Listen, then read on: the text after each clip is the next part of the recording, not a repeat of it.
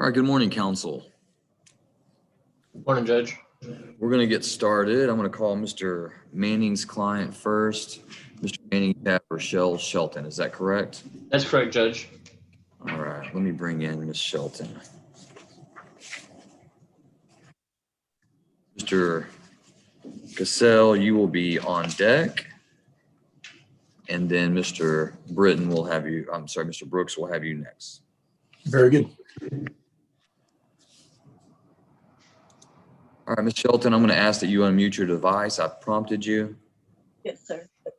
All right. Can you see and hear me okay, Ms. Shelton? Yes, Your Honor. Okay, excellent. If you can't see your attorney, I can assure you that he's present in this hearing. You may have to move left or right on your device. You ready to talk? This is CR 18337, State versus Rochelle Renee Shelton. And Mr. Manning, we are set for pre-trial today. Are there any contested pre-trial motions? Judge, at this time, we haven't been able to view the audio-video discovery on Ms. Shelton, so I request a reset on the pretrial. I don't believe there's going to be any issues, but I do need to review the videos with my client and go over that before we announce ready on pretrial. Additionally, at this time, we haven't received an offer, and so we request that we get an offer before we move forward. State any objection to the request for reset on pretrial? No, Your Honor. All right, Mr. Manning, are you available? Today is the 4th. Are you available on the 25th? And does that give you enough time to view the discovery with your client? I believe it will, Judge. Let me check my calendar right now and see. You said the 25th at what time? It'd be 9 a.m. I am actually already scheduled for something on the 25th. Do you have a possibility for the 30th? No, sir. Well, actually, no, I do, but that's my evidentiary date. So I would rather not put announcements on evidentiary. I can go earlier if you need. What about April 1st? That'll work. All right, Ms. Shelton, you're ordered to appear via Zoom again before this court for pretrial on April 1st at 9 a.m. Yes, Your Honor. Ms. Shelton, I have a docket note here that has that says that you have not reported to your pretrial release officer. Have you reviewed your pretrial release conditions that are attached to your bond and bail in this case? Yes, sir. Why have you not reported? I've been reporting, sir. The person that does all the reporting to me says that you have not reported. So I'm going to ask that you report to the Van Zandt County Community Supervision Office, your pretrial release officer, before 4 p.m. on Monday. Yes, Your Honor. Do you live locally? Yes, Your Honor. Okay, well, let's do this. Do you have the ability to report today before 4? I don't, Your Honor. All right, so Monday before 4 p.m., I need you to report to your pretrial release officer. And he's present with me in court, so he's indicated to me that you haven't reported. So your failure to do that could result in the court having a hearing on your bond in this case and finding that bond insufficient and putting you back in jail. Do you understand? Yes, sir. All right, so report there before Monday at 4 p.m. And they're going to be closed tomorrow, so don't try to report tomorrow. It's either today before 4 or Monday before 4. You understand? Yes, sir. Yes, sir. All right, you're free to go. We'll see you back on April 1st, 9 a.m. Yes, sir. And Judge, I believe that concludes my excuse. Yes, thank you, Mr. Manning. Thank you, Judge. All right, Mr. Castle, CR 18293, State versus Ann Payne Alvastad. And I believe we are set for status today. I think, is this on a motion to remove interlock? Correct, Your Honor. That's all there is. And is Ms. Alvastad, she's currently on community supervision, is that correct? Correct, Your Honor. She's been on for almost, I think, 2 weeks shy of 2 years. All right, and State, have you received a copy of the motion and are you prepared to entertain that? Not to my knowledge, Judge. I've not received it. I know that our e-file goes to Miss Curry and she was out of town. So I don't have a copy of it. Mr. Castle, have you spoken with anyone at the DA's office regarding your motion? I'm sorry, Your Honor. No, I have not. I haven't spoken with Ms. Curry or Ms. Heisel. Give me just a moment. Let me pull up your case.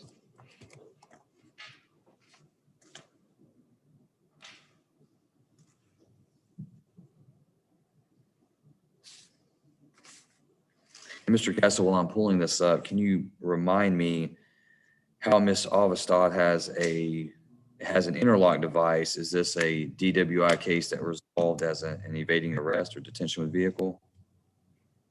Essentially, yes, Your Honor. There was DWI with a child passenger, and the DWI was reduced to a misdemeanor, but we put it as a condition on the evading arrest and because she's on deferred for 3 years. And Judge, my records also show that, my internal notes in the case. So the state would follow the recommendation of probation, whatever that may be. If the probation department has no objection, then neither do we to lifting those conditions. Thank you, Ms. Heisel.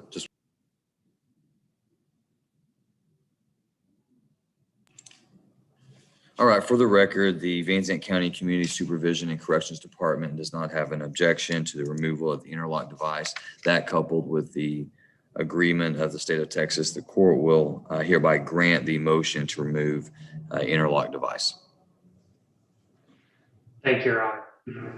All right, and Mr. Castle, are you going to send an order to the court reflecting that?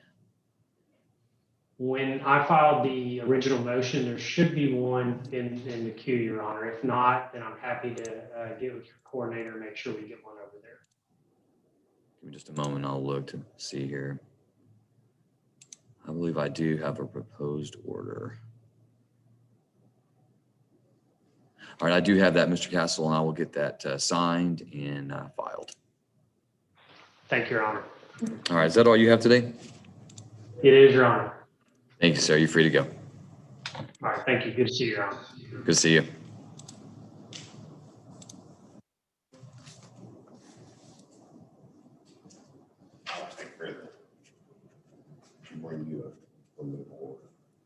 I'll go print it.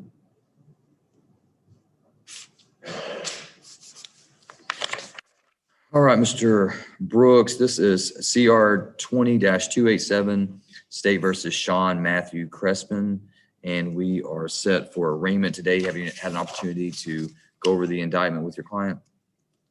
I have, Judge. And is he waiving the formal requirements of arraignment?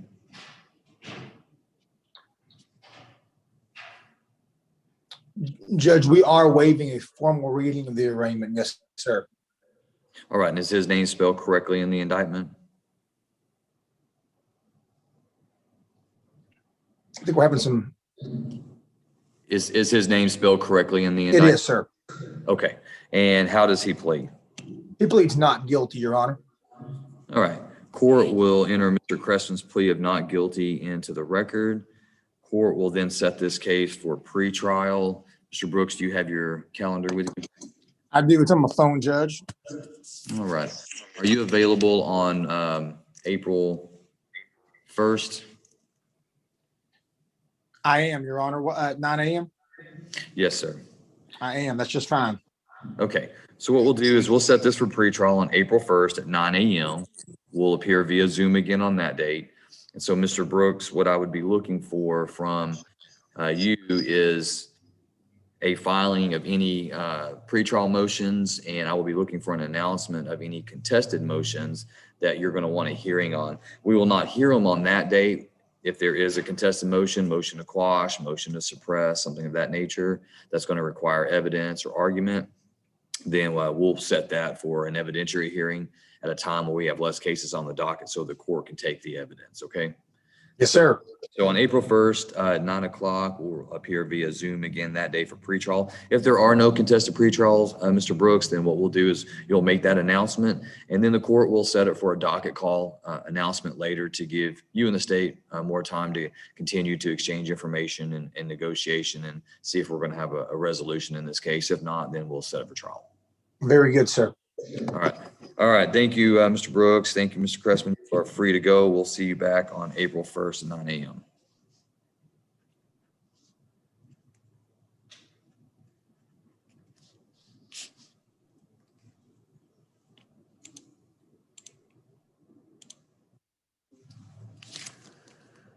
Morning, Mr. Schmidt. Morning, Judge. How are you? Oh, I am peachy, as they say. I'm not sure what that means. I don't know if that means you squeeze me and I'm a little bit soft. Soft and fuzzy. Right. I guess maybe all of that, full of goodness. There's so many ways we can go with that. But I know you have Mr. Dittman this morning. Is that correct? That's correct, Judge. I believe that Mr. Dittman has appeared here in the courthouse, so he may be in line to get into the video conference room. Okay. And Judge, I was looking back on my records on Mr. Dittman. It seems to me like the last time Mr. Dittman was set was pre-COVID days, about a year ago in January. Somehow, I don't know what happened. He kind of fell off the radar and is back on, obviously. And the last notes that I have was trying to get a offer from Mr. Cox, and that was in January of 2020. And no progress is made on Mr. Dittman's case since then. I think he's been rearrested and bonded out again. So I haven't had an opportunity to speak with him.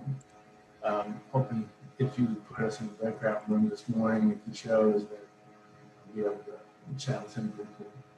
Also, I could come over to the courthouse if he's there. Maybe that might be that. It's up to the court. Hold for just.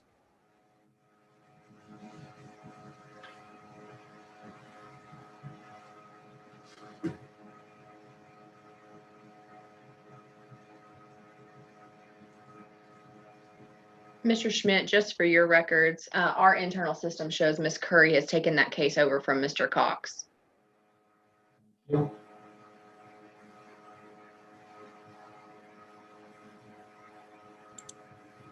All right, Mr. Schmidt. Mr. Dittman was in the courthouse. His father is with him, and the father has indicated, that Mr. Dittman has gone outside to his truck.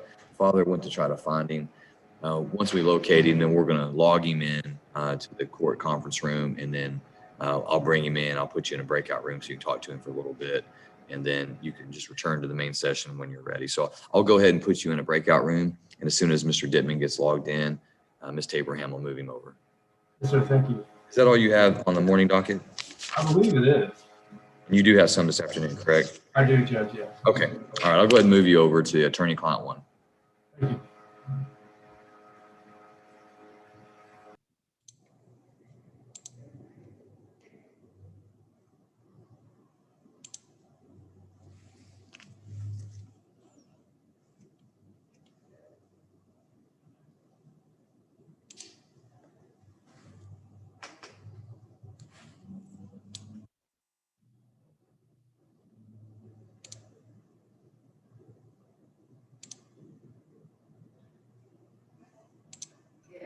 Judge, I'm just waiting on Mr. Dittman to come down the hallway. That's fine. I'm going to go ahead and put you in the breakout room with Richard. Okay.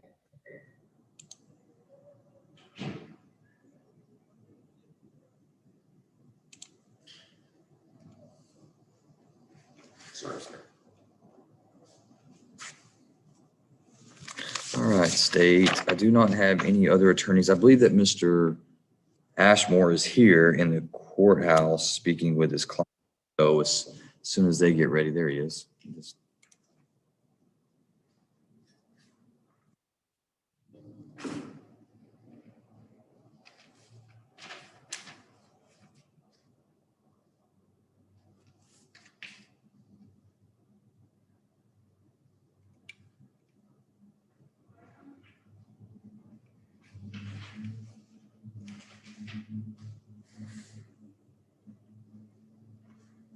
I also believe that Mr. Knoll is here going over some paperwork with his clients.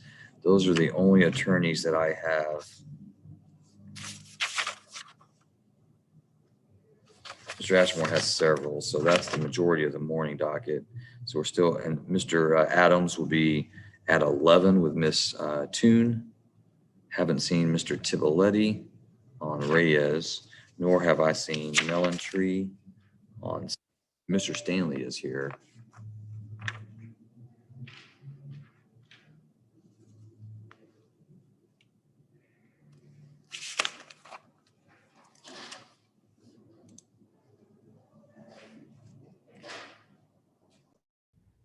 Morning, Judge.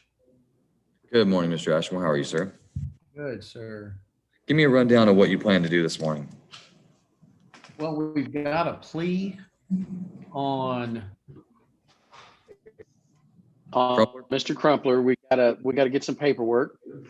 Mr. Bates is unfortunately back on a motion to adjudicate revoke. It's a 2019 case. It just got reactivated. I haven't had a chance to visit with the state about an offer yet.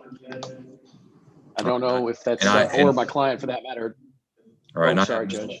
It's okay. I have Mr. Bates in the waiting room, so he's one that's present. Mm-hmm. And then we have another gentleman. Let me switch to my email. Thomas. Mr. Thomas. So he does not have technology and he does not have a working phone. And the phone we had for his mother isn't working now either. So we mailed him a letter with the Zoom information. I don't know if he got it, and I don't know where he is, but we've made efforts to diligently contact him and his next of kin. Okay. We'll check the hall again as well. Let's go ahead and bring in Mr. Bates. We'll discuss him and then give you time. You don't have your paperwork yet on Crumpler? No, not yet. There was a lapse in the email. That's our fault. And Judge, I just signed Stephanie. it should be sent shortly. Okay. So that's what we'll do, Mr. Ashmore. We'll bring in Bates. We'll deal with him, and then we'll call Clifton Thomas, and then I'll give you a chance to go work on. You're fine. We also have Alexis Nava, and I have Alexis Nava in the waiting room. So that's another one that is an arraignment. That's an arraignment, yes, and I got that yesterday, but I haven't had a chance to. Judge, just for the court's information, Mr. Nava and Mr. Crumpler are co-defendants. I don't know if that's an issue for Mr. Ashmore or not. I wouldn't anticipate, but just for the court's information. Okay. So if you need to go into a breakout room, I can put you and your clients in there if that's what you want to do at that time. So we'll go ahead and bring in Mr. Bates, and then we'll cross Yes. the bridge on the other two.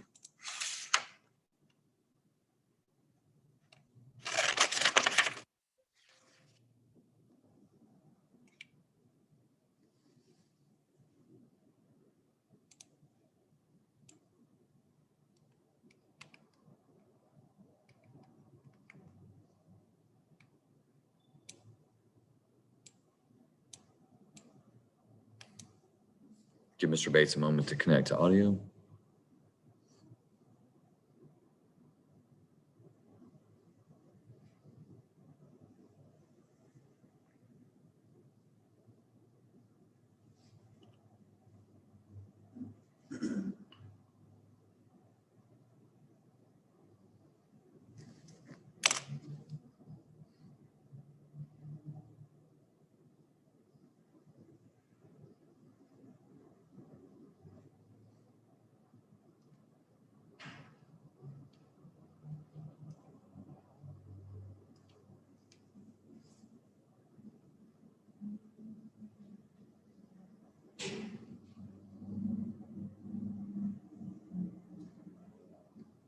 Good morning, Mr. Bates. Can you see and hear me okay? I'm sorry. Yes, sir, I can. Okay. And we are in court, and your attorney, Mr. Ashmore, is present. If you can't see Mr. Ashmore, you may have to move left or right on your device, swipe left or right if you want to see him. Yes, sir.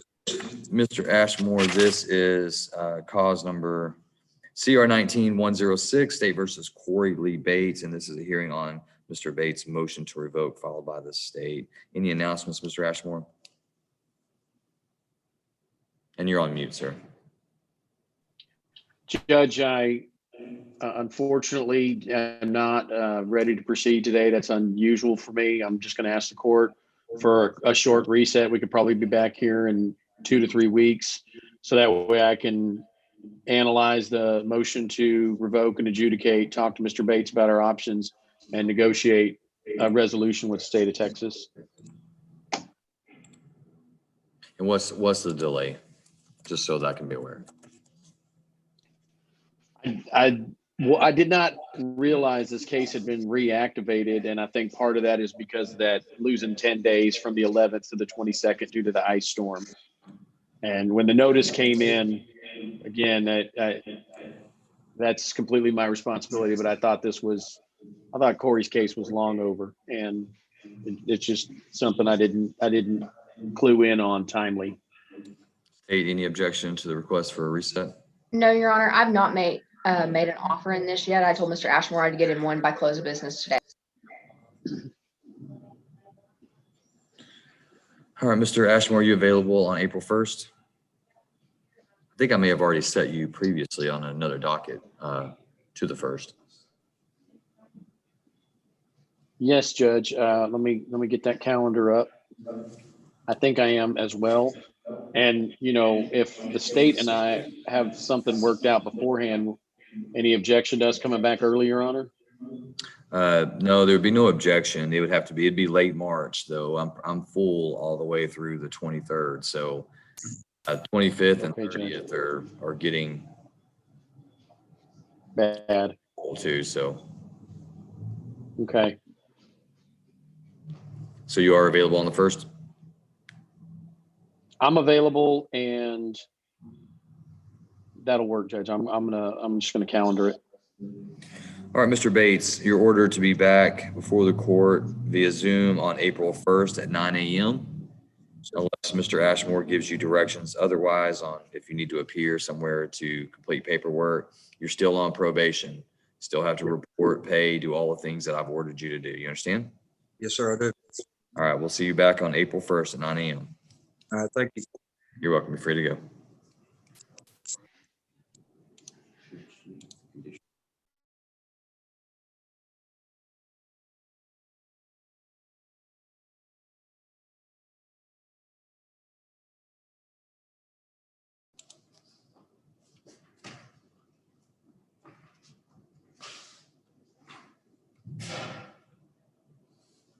All right, Mr. Schmidt, are you ready on Mr. Dittman?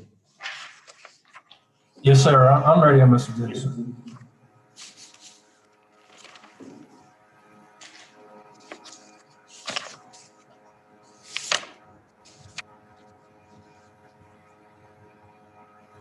All right, Mr. Dittman, I'm going to prompt you to unmute. When you see it pop up on that computer, I want you to push the button. Sorry about that. I didn't know it muted itself again. No problem. No problem. All right, Mr. Dittman, can you see and hear us okay? This is Judge Chris Martin. Can you see your attorney, Mr. Schmidt? Yes, sir. All right, excellent. All right, this is cause number CR 18-7, State versus Danny Mike Dittman, set on the hearing on the motion to adjudicate. Any announcements, Mr. Schmidt? Sure, Judge. As I was telling the court earlier, the previous progress on Mr. Dittman's case, I was working with Mr. Cox. Ms. Heisel has informed us this morning that Ms. Curry has taken over Mr. Dittman's case. I've got a meeting scheduled with Ms. Curry tomorrow about other things.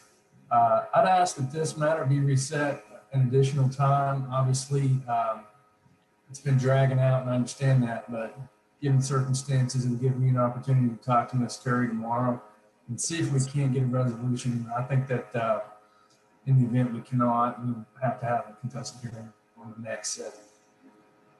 Are you available on April 1st, Mr. Schmidt? Is that a joke, Judge? You'll find out on the 1st. Exactly. Well, I find out. Yes, sir. I'm available. All right, April 1st, 9 a.m., Mr. Dittman, you'll appear via Zoom unless Mr. Schmidt directs you otherwise, okay? All right, I just hope I find the joke funny too. Yeah, you'll find out as well. All right, Mr. Dittman, you're free to go. Thank you, sir. You're welcome. That's all I have this morning, Judge. I've got some stuff this afternoon. I do want to inform the court ahead of time that one of the issues set this afternoon is Danberg, and I resubmitted an agreed order on his writ this morning for the court's consideration, but I have a couple other matters that we'll continue. Okay. All right. We'll see you this afternoon, sir. Mr. Schmidt, I also sent you an email on one of your other matters, so if you'd look for that and get back to me, that would be great. Yes, sir. Thank you. All right. Y'all, good morning. All right, Mr. Ashmore, are you ready on Nava? Do you want me to put you and Mr. Nava in a breakout room? That'd be great, Judge. We just need a few minutes to go over the indictment, and then we'll be ready. Do you have the indictment with you? I have it. Excellent. Okay, let me bring in Mr. Nava, tell him what we're going to do. Yes, Judge.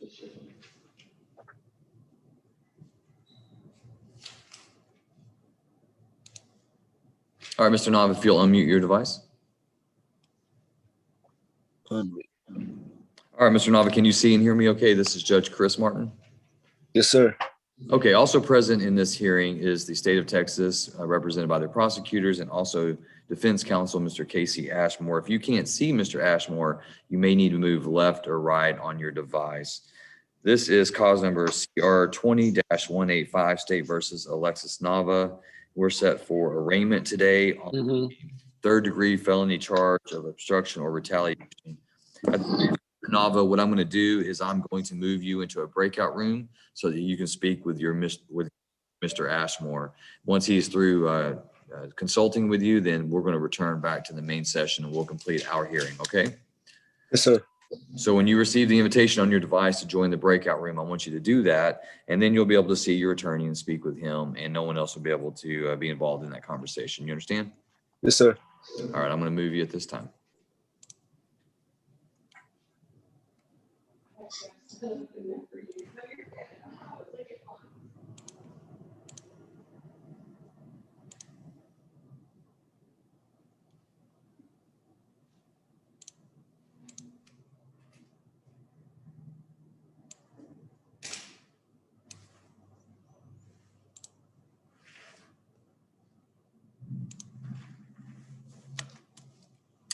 All right, I have a couple that are not represented by counsel. We'll bring them in at this time, make use of our time. I'm going to bring in Christina Munoz.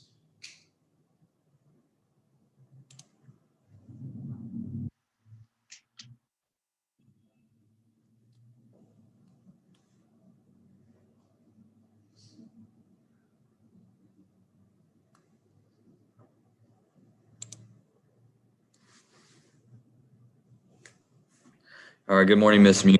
Can you see and hear me? This is Judge Chris Martin. Yes, sir, I can.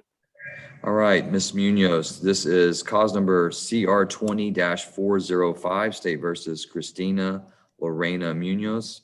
And today, Ms. Munoz, is a hearing on your arraignment for the state jail felony charge of possession of a controlled substance in penalty group 2, less than 1 gram, that carries a range of punishment of not less than 6 months or more than 2 years confinement in a state jail prison. Ms. Munoz, are you hiring an attorney to represent you in this matter? No, sir. I was appointed an attorney. I had got a thing in the mail, or I think it was a postcard that said that they turned over my information to an attorney, but nobody has contacted me. Ms. Munoz, I have a note that says my criminal court coordinator who makes those appointments has been leaving messages for you and has not had a return call. You do not have a court-appointed attorney, and my criminal court coordinator has been trying to contact you to get that finalized. Okay, so I do not have one? That's correct. You do not have one because you have not returned the voicemails, the phone calls of my criminal court coordinator who's been trying to help you get a court-appointed attorney. So, what I'm going to do is I'm going to move you to a breakout room. All right, it's going to be a private room to meet with my criminal court coordinator. You're going to discuss some information with her. Okay? Yes, sir.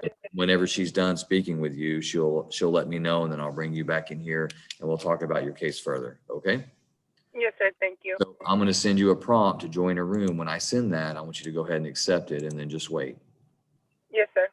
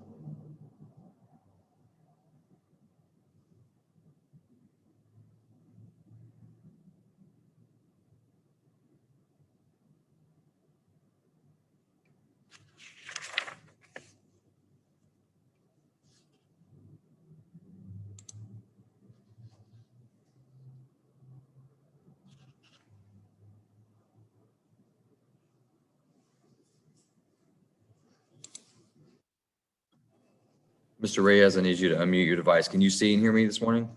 Yes, sir. I'm sorry.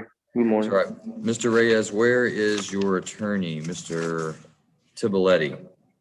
He said he was waiting on the call to start, but I'm not sure, sir. I just got on the phone with his secretary, and he said he was waiting on the meeting to start. Yeah, we started 30 minutes ago. And Okay. And he's not been logged in. So I'm going to put you back. I'm going to put you back in the waiting room. All right. Oh, As soon as your attorney joins, I'll call your case. I have in the morning, yesterday in the morning, I got a message saying that the number for the meeting had changed, but maybe he didn't get the message. Okay. Well, I'll tell you what, I'll have my coordinator call his office real quick. So I'm going to put you back in the waiting room. All right. And then bring you in as soon as we get your attorney involved. All right. Thank you. You're welcome. So stay. Yeah.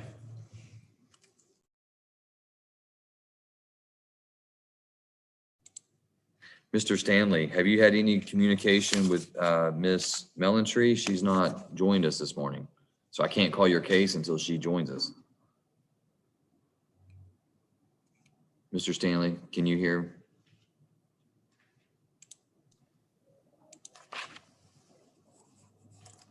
Judge, Miss Melantree called. Huh?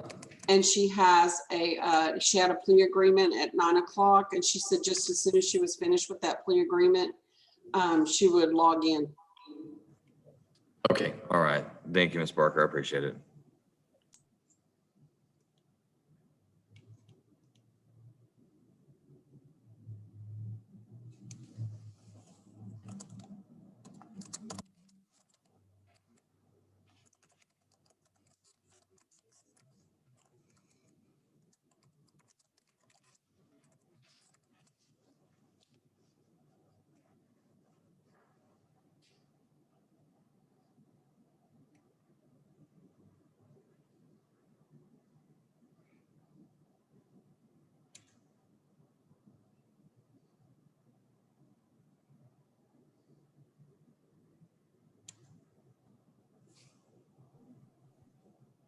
Good morning, Mr. Stanley. Can you see and hear me okay? Yes, sir. Okay. Mr. Stanley, your attorney, Ms. Melantree, is doing a plea in another court. She started at 9. She said as soon as she finishes that up, she would log in via Zoom and then we can conduct the hearing in your case. Okay. So I'm going to put you in a breakout room, and whenever she joins, then I'll bring you back and we'll make an announcement on your case. So just stay where you're at and hold what you got. If it's longer than 10 or 15 minutes, I'll come back and let you know. Okay. Okay. All right. So I'm going to prompt you to join a room. When I do, just go ahead and accept it. Okay.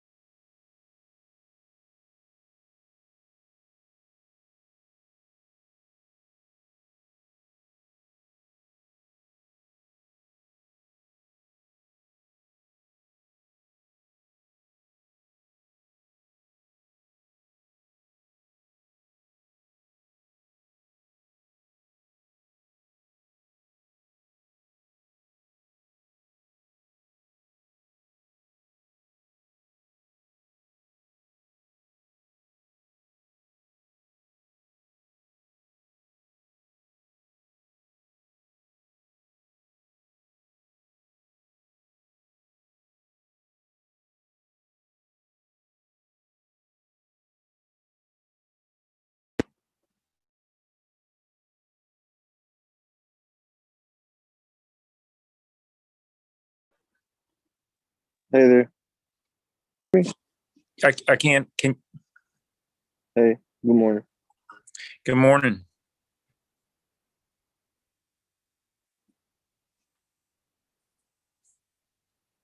Brian, what did the judge say? Did he just say?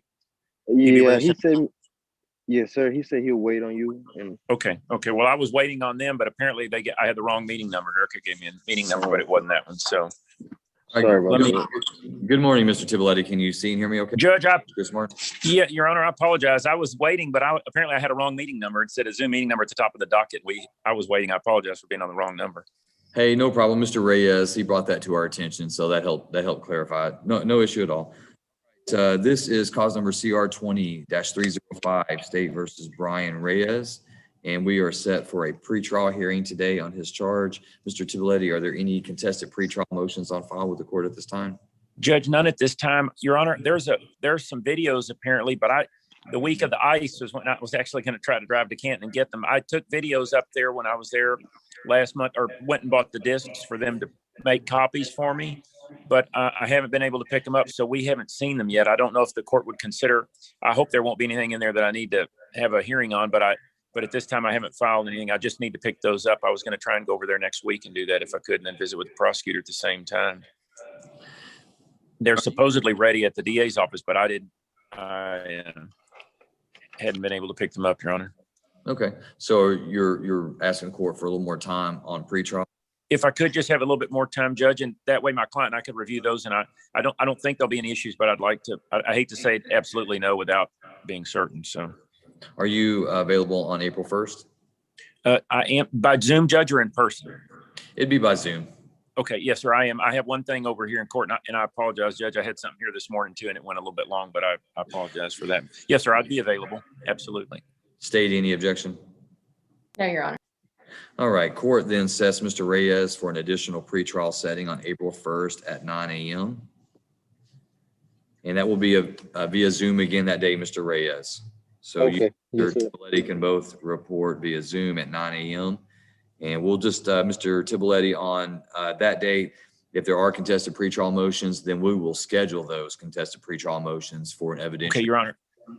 And Judge, I'll get over to Van Zant County next week and get everything and visit with the prosecutor. I don't think there will be, but I just in case there are, thank you very much for allowing me a little extra time. Absolutely. All right, we'll see you gentlemen back on April 1st, 9 a.m. via Zoom.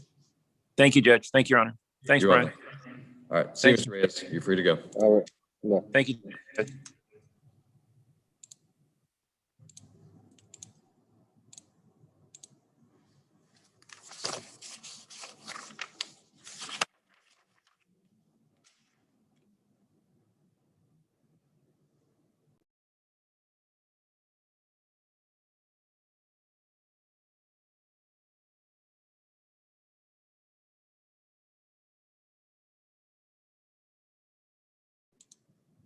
I'll be with you in just a moment, State.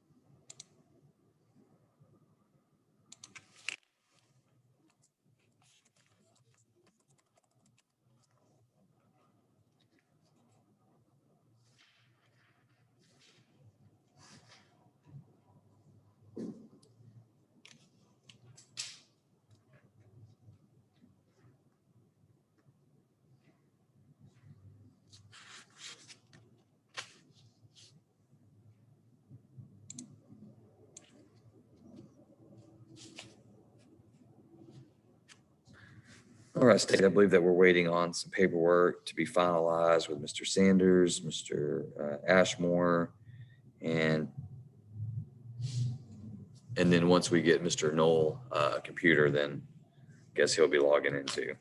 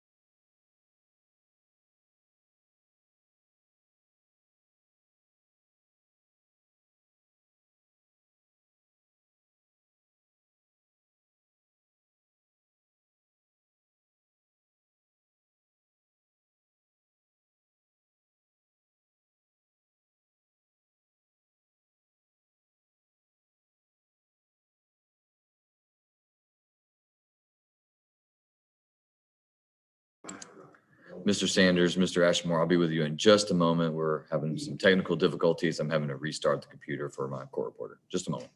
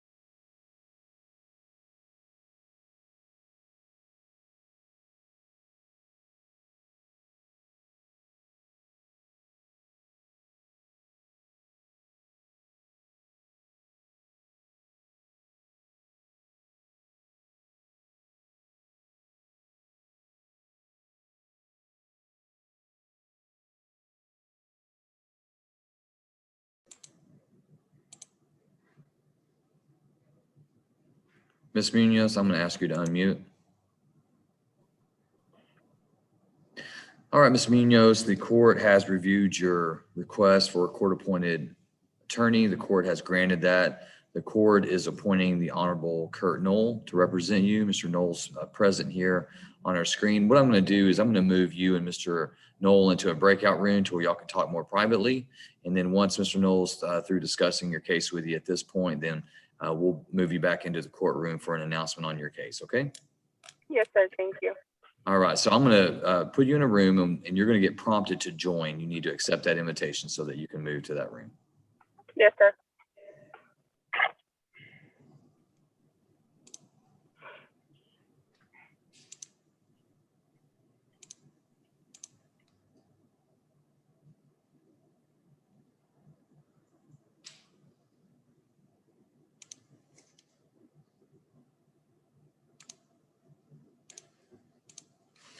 Do you need me?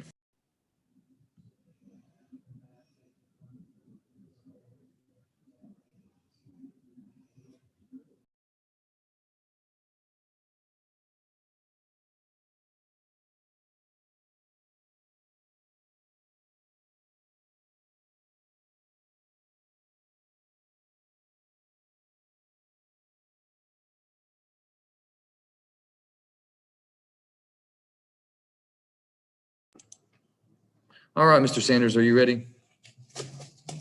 Yes, Your Honor, we're ready. All right, sorry about that. We had some connectivity issues with my court reporter, so. All right, Mr. O'Brien. This is cause number CR 20-301. Mr. O'Brien, if you will, raise your right hand. I'm going to place you under oath. Mr. O'Brien, do you swear that the testimony you give to the court today will be the truth, the whole truth, and nothing but the truth, so help you God? Yes, sir. All right, Mr. O'Brien, just make sure you speak up loudly and clearly so that I can hear you along with my court reporter. Mr. O'Brien, are you a United States citizen? Yes, sir. Do you read, write, and speak the English language? Yes, sir. Have you ever been diagnosed with any type of mental condition? No. And in this case, you're represented by your attorney, Mr. Jeff Sanders. Are you pleased with Mr. Sanders' representation of you? Yes. Do you feel like you've had enough time to discuss your case with him and have all of your legal questions answered? Yes, sir. Is there anything about the paperwork that you've read and signed that you do not understand? No.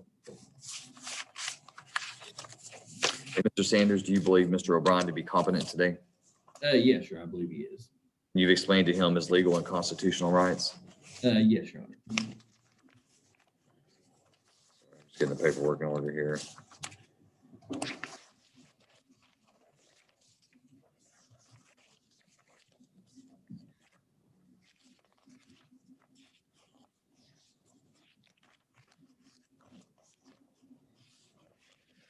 All right, and it appears that the plea agreement between Mr. O'Brien and the state today is that Mr. O'Brien's going to be pleading guilty to the state jail felony offense of possession of a controlled substance in penalty group 1 less than 1 gram in exchange for the state's recommendation that a finding of guilt be deferred and Mr. O'Brien being placed on 5 years community supervision with a $3,500 fine and $180 restitution.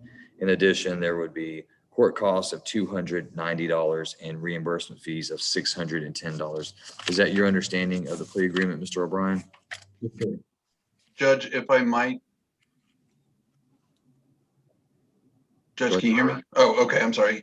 There's also a charged misdemeanor that is, I don't have the cause number in front of me. It's a criminal trespass that is filed downstairs because of we didn't have time to transfer it. The state is also drafting, it's being handed to me. It is 2020-00227. State is additionally agreeing to dismiss that cost number in conjunction with this plea. We'll submit a dismissal to Judge Winters downstairs upon the conclusion of this plea. Okay. And Judge, that's our understanding. I will let the court and the state know I had filed a motion to transfer that to the 294th, but I'm not sure if that ever actually happened. So we're agreeing to dismiss it in whichever court it's in. We'll figure out where it is and get it dismissed in conjunction with this plea. And Mr. Sanders, you haven't submitted you have submitted a bill. So on your motion to pay court-appointed attorney fees, I had included the additional $75 for the misdemeanor, but then I guess, yeah, technically if it hasn't been transferred, then it just needs to be 500. So we may have to change the judgments on that too, I guess. well, I think the judge is going to be fine. I think the only change that we'll need to make is not going to really concern Mr. O'Brien because he's still going to be required to reimburse the county for that amount. But however, I think that the motion to pay is going to look different. I think that motion to pay here out of my budget would be 500, and then whatever Judge Winters wants to authorize for the resolution of that case in his court, you would submit that separately. So what I'll do is I'll just mark that out since it's not a 1245 in this case. I don't have a 1245 listed in this case, as Mr. Woodwhite pointed out. So I'll mark through that and I'll authorize 500, and then you can submit your dismissal or 1245 down with Judge Winters. And okay, that'd be fine. it goes to the correct budget for us. Doesn't concern Mr. O'Brien at all, just more procedurally on the county side of things. Makes sense.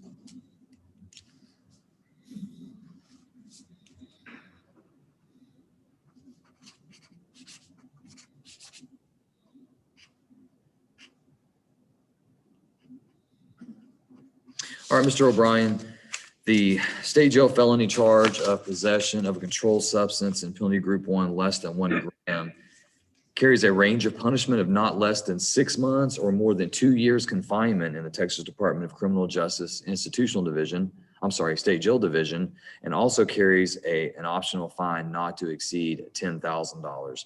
Do you understand that full range of punishment? Yes, sir.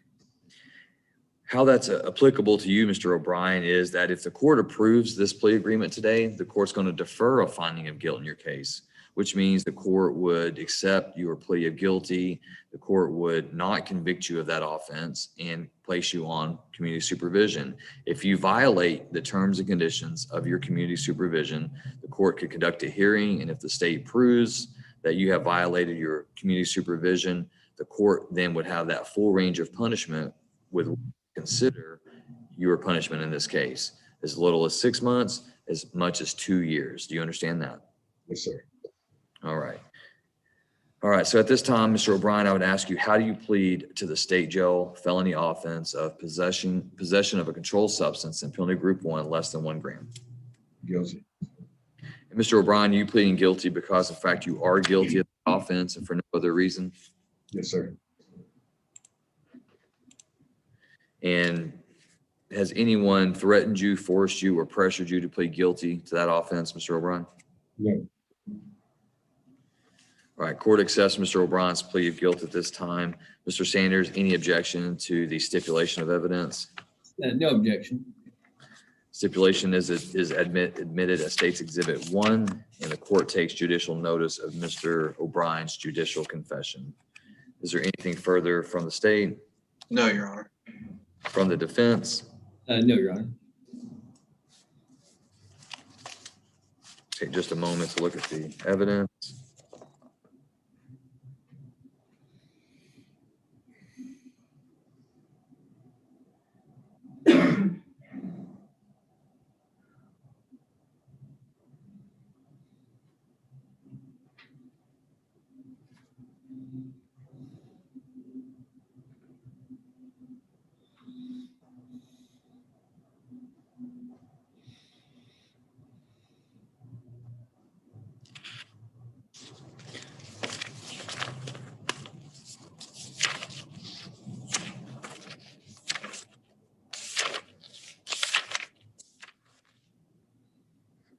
All right, based on the court's review of the evidence, the court will find that there is sufficient evidence to convict Mr. O'Brien of this offense. However, the court will follow the plea agreement in this case. Court defers a finding of guilt for Mr. O'Brien, places him on 5 years community supervision, assesses a $3,500 fine, orders $180 restitution, orders Mr. O'Brien to pay court costs of $290 and reimburse Van Zandt County $610. Mr. O'Brien, you're hereby remanded to the custody of the Van Zandt County Community Supervision and Corrections Department so they can carry out the terms and conditions of your sentence. Mr. O'Brien, have you ever been on community supervision before? Sir. Is that you said yes? Yes. And did you successfully complete it? No. You ended up getting revoked? Yes. Do we think this time will be different? Oh, yeah. Why do we think that? A little bit older and a little bit wiser. Okay, so I don't need to go through step by step with you what's expected and required of you to stay out of prison, do I? You've already probably had that conversation with your attorney, Mr. Sanders, haven't you? Yes, sir.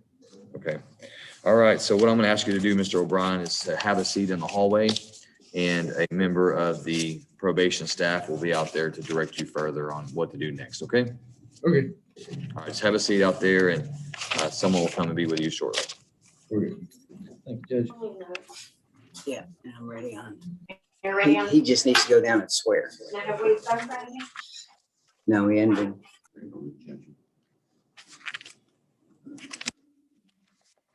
Sorry, say that again.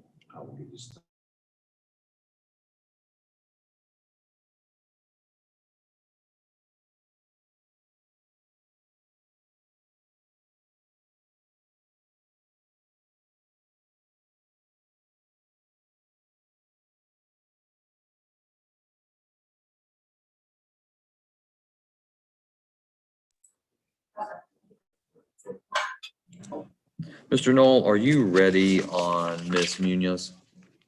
Judge, I am. She and I met in the breakout room, reviewed the indictment. All right, I'm going to go ahead and I put her in the waiting room. So I'm going to bring her back in. She was raising her hand during the plea, and so I didn't want her to disrupt. Thank you, Judge.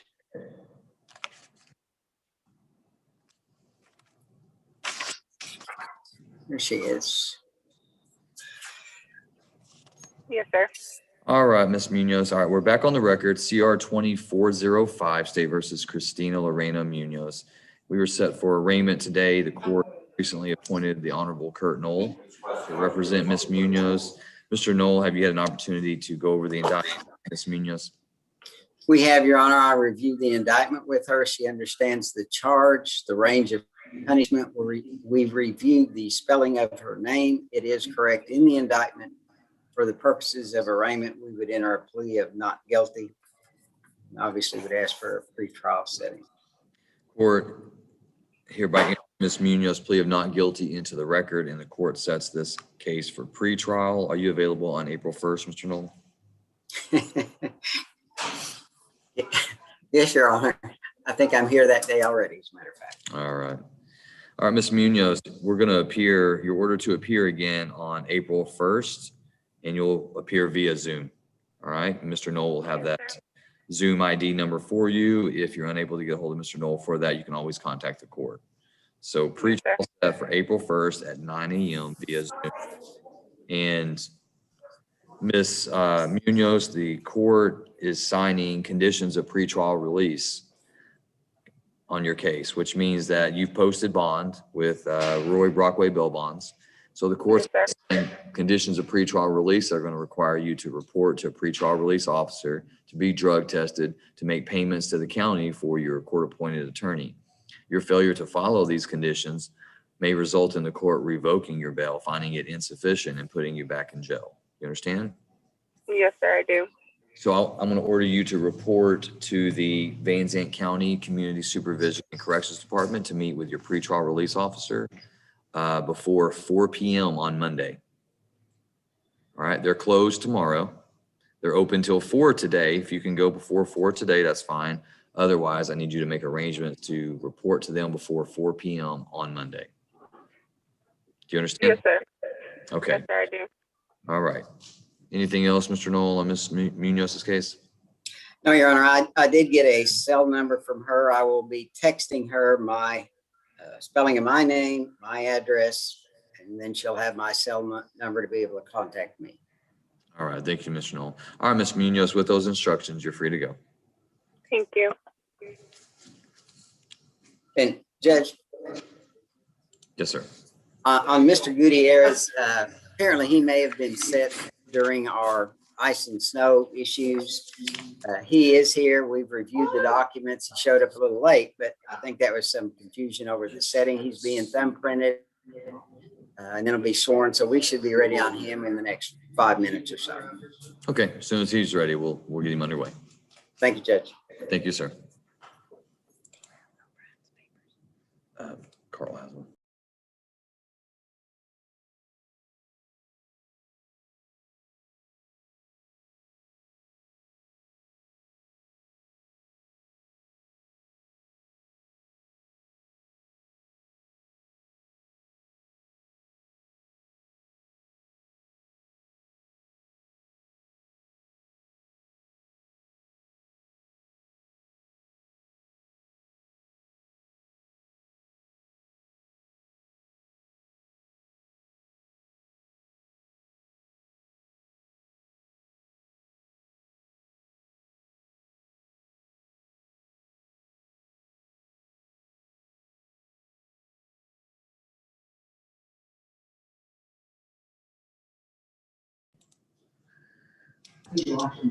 Mr. Ashmore, who are we ready on?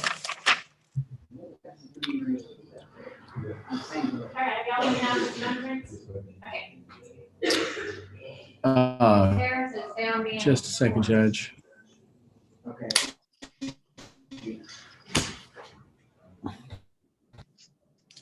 tell you what, while you're doing that, I'm bringing in Miss Mellentree.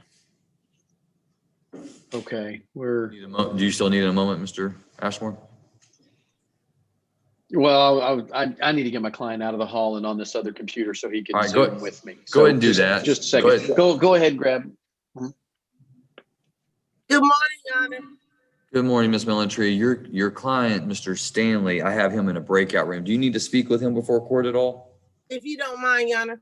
Okay, I'm going to go ahead and assign you to him, and he should be there. Thank you, Your Honor. Sorry for the delay. Everybody's backed up. I understand. They told me you were taking care of business. Thank you, Your Honor. I do apologize. No problem. All right, I'm going to send you to Mr. Stanley.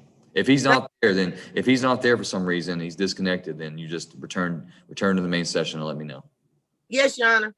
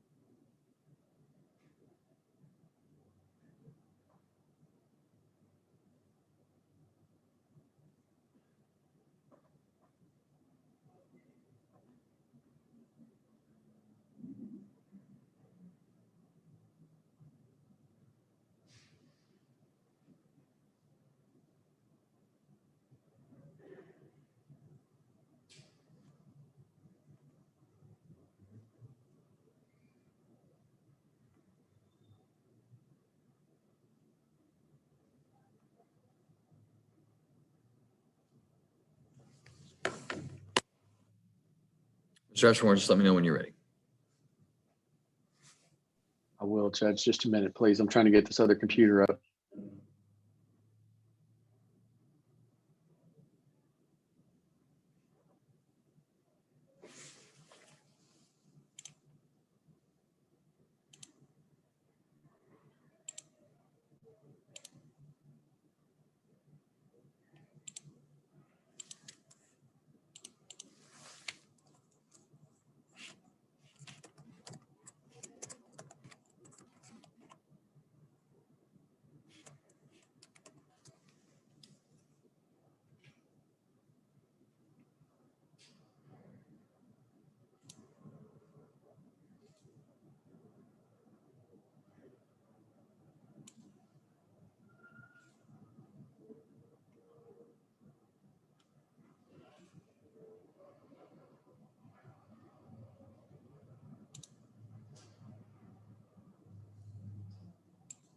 Mr. Abraham, are you there? You want me to grab her, Judge? No, that would be inappropriate, Mr. Ashmore. I didn't. I did not mean it like that. Your But Honor. you may speak with her.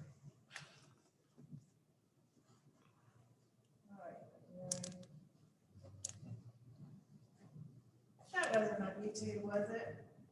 I hope not.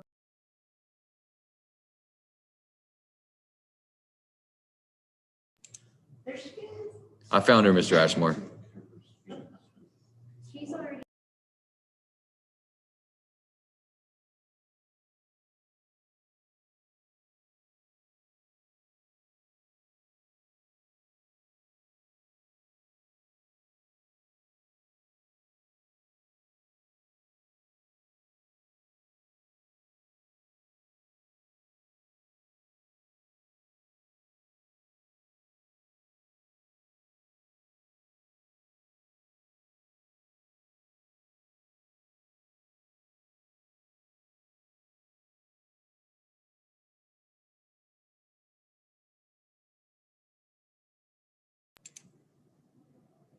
Mr. Ashmore, I found I'm sorry, I found Ms. Abraham.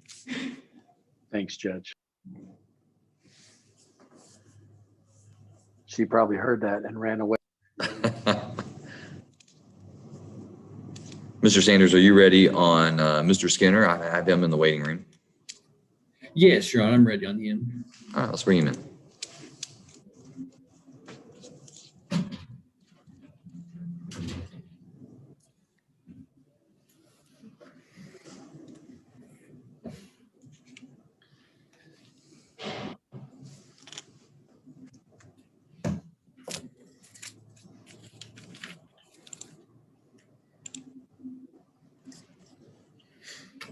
I believe we're going to need to wait for Mr. Skinner to connect to audio. I don't know that he can hear us. Mr. Skinner, raise your hand if you can hear us.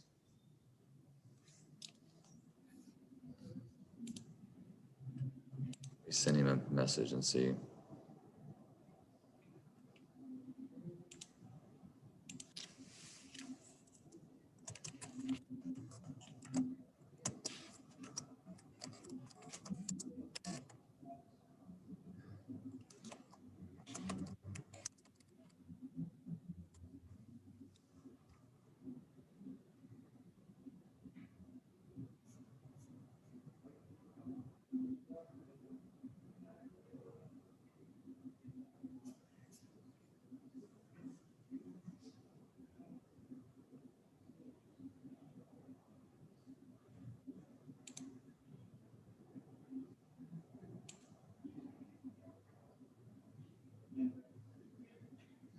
I know Mr. Skinner's appeared via Zoom before. I'm not sure why he's having difficulty. Judge, I think the last time he came to my office, if I remember right, so that might have been part of it.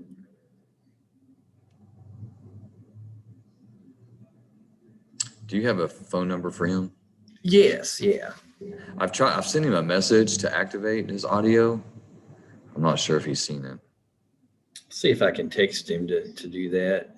And if he can call you, if you want to call on your device and you just put him on speaker, we'll have audio and video that way. Okay. I just want to make sure he can hear us.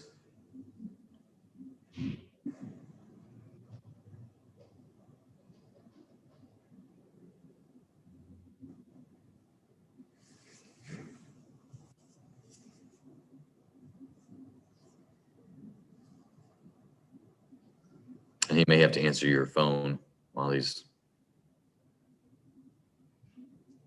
Yeah, I asked him if he could activate the audio, but I'll just call him that. If you want, I've seen him. So if you just want to call him and get him on the. Okay.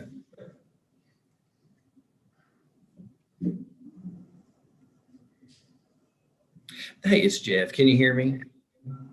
Hear me all right? Oh, okay. Yeah, that's because we can see you. Tell you what, I'll just put you on. Just put you on with my phone. So I don't know if you can put the video back on, and then you can just appear by phone. At least for audio purposes, if that works.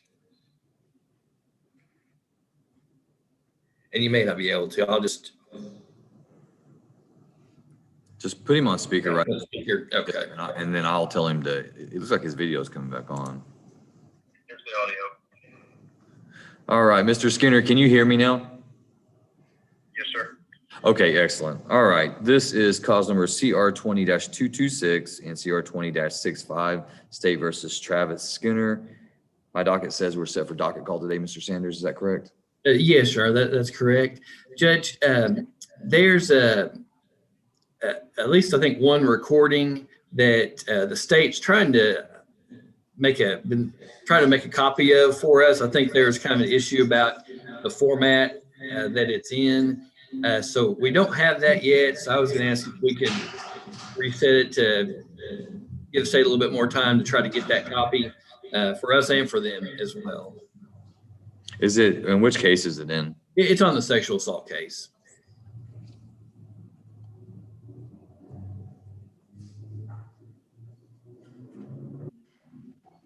Any objection?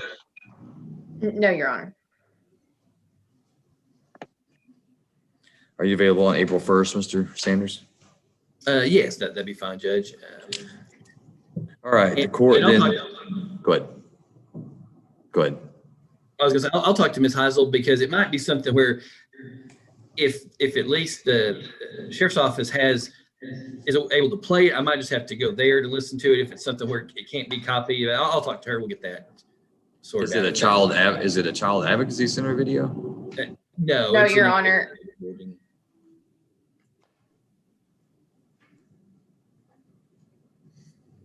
We're in a standoff. Okay.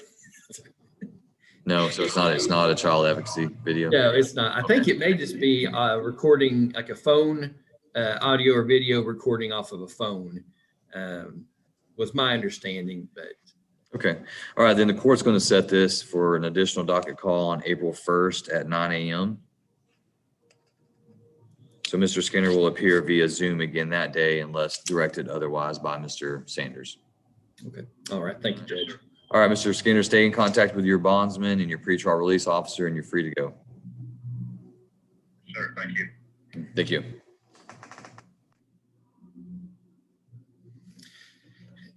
And Judge, I don't know if you want to, I can give you an update on Joshua Key if we want to. Yes, sir, please. Address that. I know there have been some issues with him communicating with me where I've got some concerns about his mental health situation right now, and his mom has expressed the same. And I know Mr. Waddell has felt that way as well. His mom was trying to get a hold of him this morning. I think she was contacted by Longview Police Department. Apparently, whatever, I don't know all the details, but what I was told was that he went to Longview last night, was arrested for public intoxication, but then, and this is coming from the mom, what she was understanding, but then I think at some point there was a realization that it wasn't an issue of intoxication, it was an issue of his mental health situation that led whatever officer arrested him to believe he was intoxicated. Apparently, when they arrested him, they impounded his vehicle, but then once they realized that there wasn't a situation where there was intoxication to where they could justify continuing to have him arrested, they released him, but his vehicle was still impounded.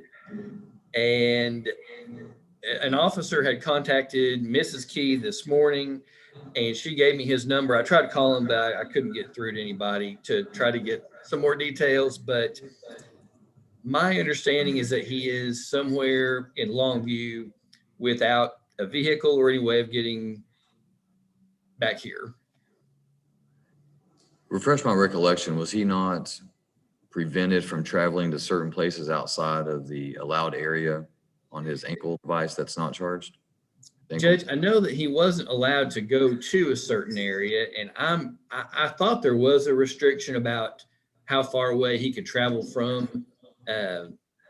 his residence, but I'm not sure. Well, if he doesn't make an appearance before noon, the court's going to find his bond insufficient. And Judge, unfortunately, I think that right now that is probably the best thing till we can, probably for his sake and safety more than anything. So we can figure out what we need to do. And if you feel like there's competency issue, you'll file an affidavit, and you'll file a motion supported by the affidavit, and the court will consider that. Okay. All right. Thank you, Judge. I'll have his name called here in the courthouse, and if he doesn't appear by noon, then the court's just going to move on and issue a judgment. He's on a personal bond, I think. Is that correct? Yes, that's right. Yeah. All right. Court will then just issue an alias capias. There's some, the leg monitor issue was something we were going to take up anyway, so that may resolve itself. Yeah, I think that it is. So, all right. Okay. Do you have anyone else this morning? No one else this morning. If I hear back about Mr. Key, I'll update the court and the state, and Mr. Waddell, find out anything else. So, if you do, we would appreciate that very much. All right. Thank you, Judge. Do you have anything this afternoon, Mr. Sanders? Yes, I do. So I'll see you a little later on today, I guess. Excellent. All right. Thanks. Appreciate it.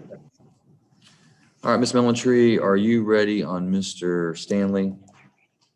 I am, Your Honor.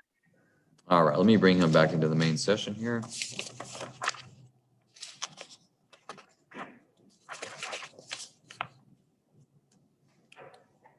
He has conditions. Never signed.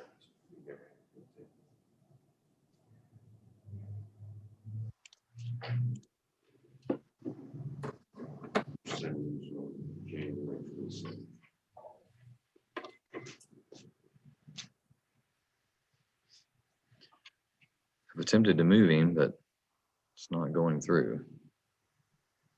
Let me go see if I can find him. You're pretty good with this, Judge. Like an air traffic controller. All right, there we are. Mr. Stanley, I'm going to ask you to unmute. All right, thank you, Mr. Stanley. All right, this is cause number CR2195, State versus Kenneth Ray Stanley. Ms. Melantree, are we ready for announcement on pretrial? Yes, Your Honor. Mr. Stanley wants to go forward with the trial. He and I briefly had spoken about 3 or 4 months ago, and I read over the offense report with him, and we just went over it once again, in which he states that he is innocent and wants to proceed with this matter in trial. All right, so does that mean that there are no contested pretrial motions at this time? None whatsoever. I think, Your Honor, just the standard motions that, always have. No. All right, so you're, Mr. Stanley's asking not to have any type of negotiation with the state, asking to bypass docket call and any type of resolution in the case, and wants to set it for a jury trial. And if the court grants that, he understands that if he later changes his mind, the court's going to look back at this time and say, that's waived, and we're going to go to trial. And if he's found guilty, then either the court or the jury will assess his punishment. Or if he's found not guilty, then he'll be free to go. Does he understand that? I told him he was looking at a first-degree felony, but who's the prosecutor handling this matter, Your Honor? I don't know. I usually don't know that till they show up on day one of the trial. Yeah, I got 2 prosecutors, and I don't know which one. It appears as though it was Mr. Cox's. It's now mine, Bev. Okay, Your Honor, can we go in the 3 of us go in the breakout room so I can discuss with Mr. Stanley and along with the prosecutor what the offer is, because I did tell him the range of punishment was 5 to 99 years or life. It's a first-degree felony. And we went over everything, but he said he's innocent, but at the same time, I need for him to know what he's doing before we move forward, if you don't mind, Your Honor. Mr. Woodwhite, do you want to be in a breakout room with Ms. Melantree and the defendant? Judge, I have no objection to that. Okay. All right. I'll say no there. Thank you.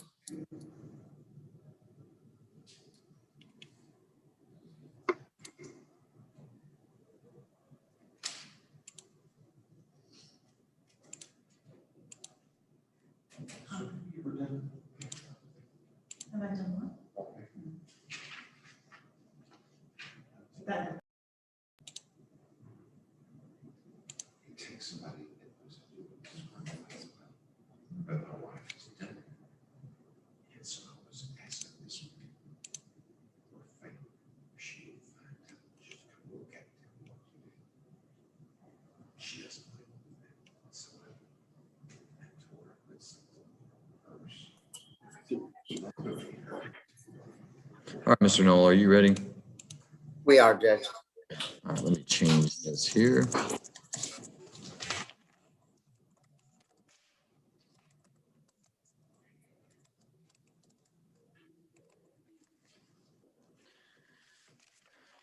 All right, Mr. Gutierrez, if you'll raise your right hand, I'm going to place you under oath, sir.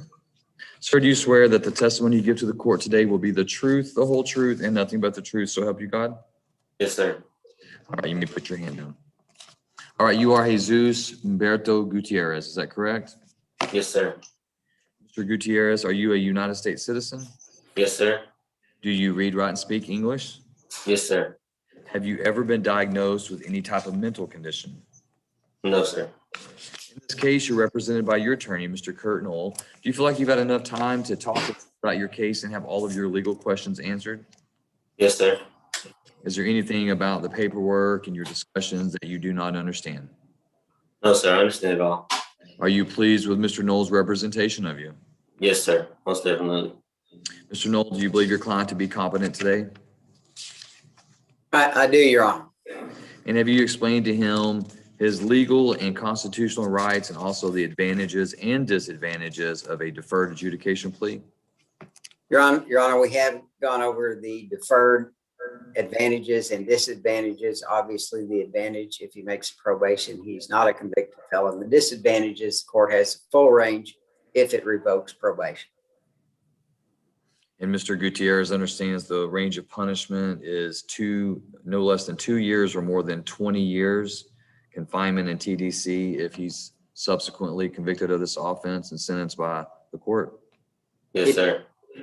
He does, Your Honor. Excellent. Okay. All right. Understanding that full range of punishment, then, Mr. Gutierrez, let me ask you, how do you plead to the second-degree felony offense of aggravated assault with a deadly weapon? Guilty.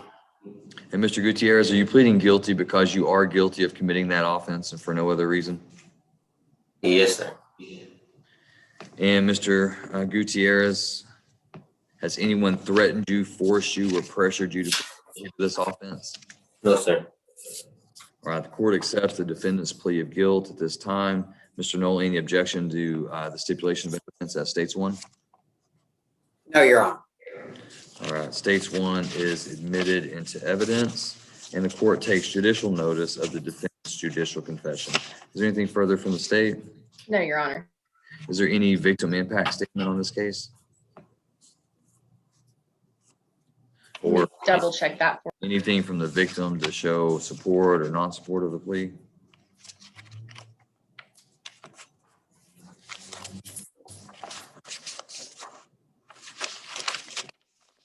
Judge, and I actually got this offer from Mr. Woodwick. I think he's out or I don't know, maybe he's back in. But. Okay. Judge, there was no response from the victim impact statement mailing. All right, thank you, Ms. Heisel. Anything further from the defense? No, Your Honor. All right, the court's going to review the evidence briefly.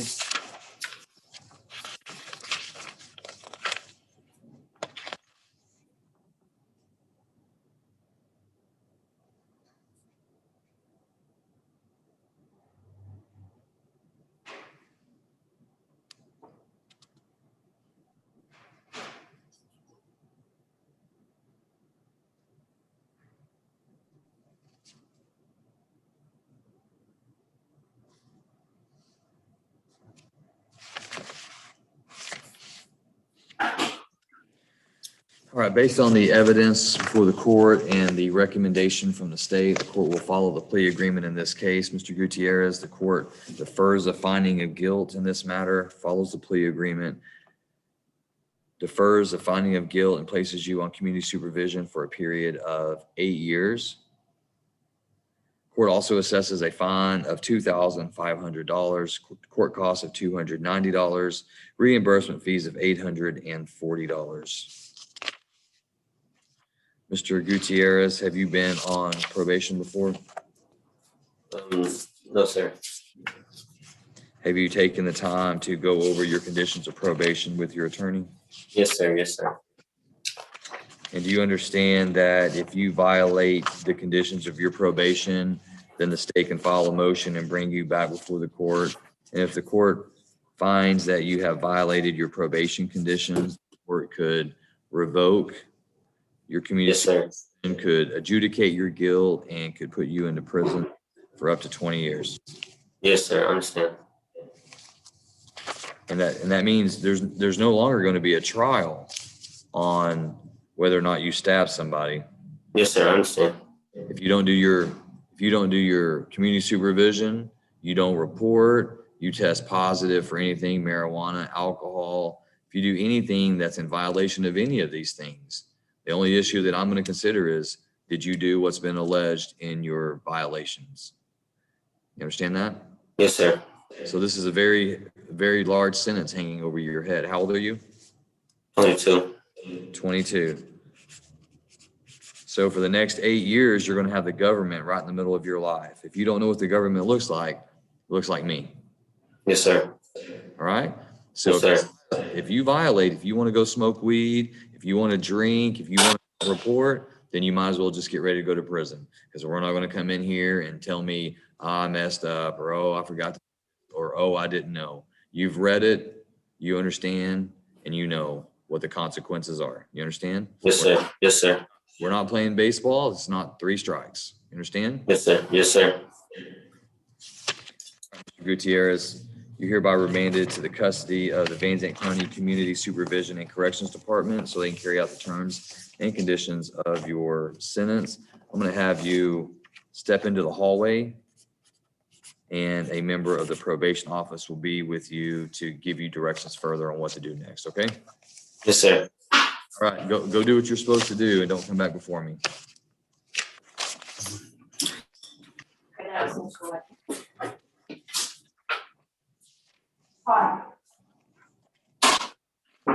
Judge, Yes, sir. Yes, sir. May I ask for a question? I know at the beginning, we're obviously on Zoom.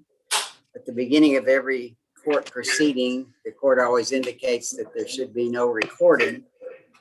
Does that include photographs, Your Honor? That would include photographs, yes, sir.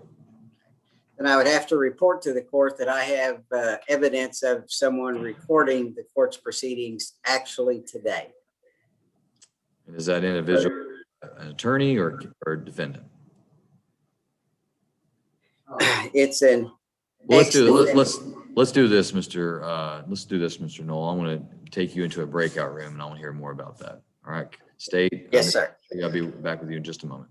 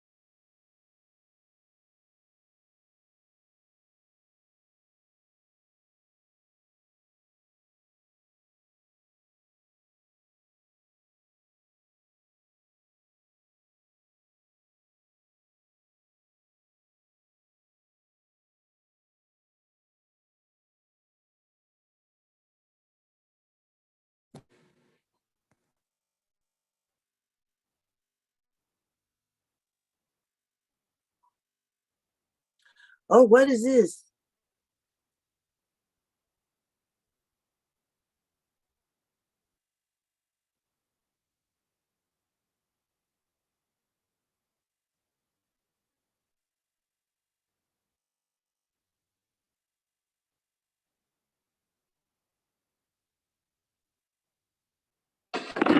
Ain't me.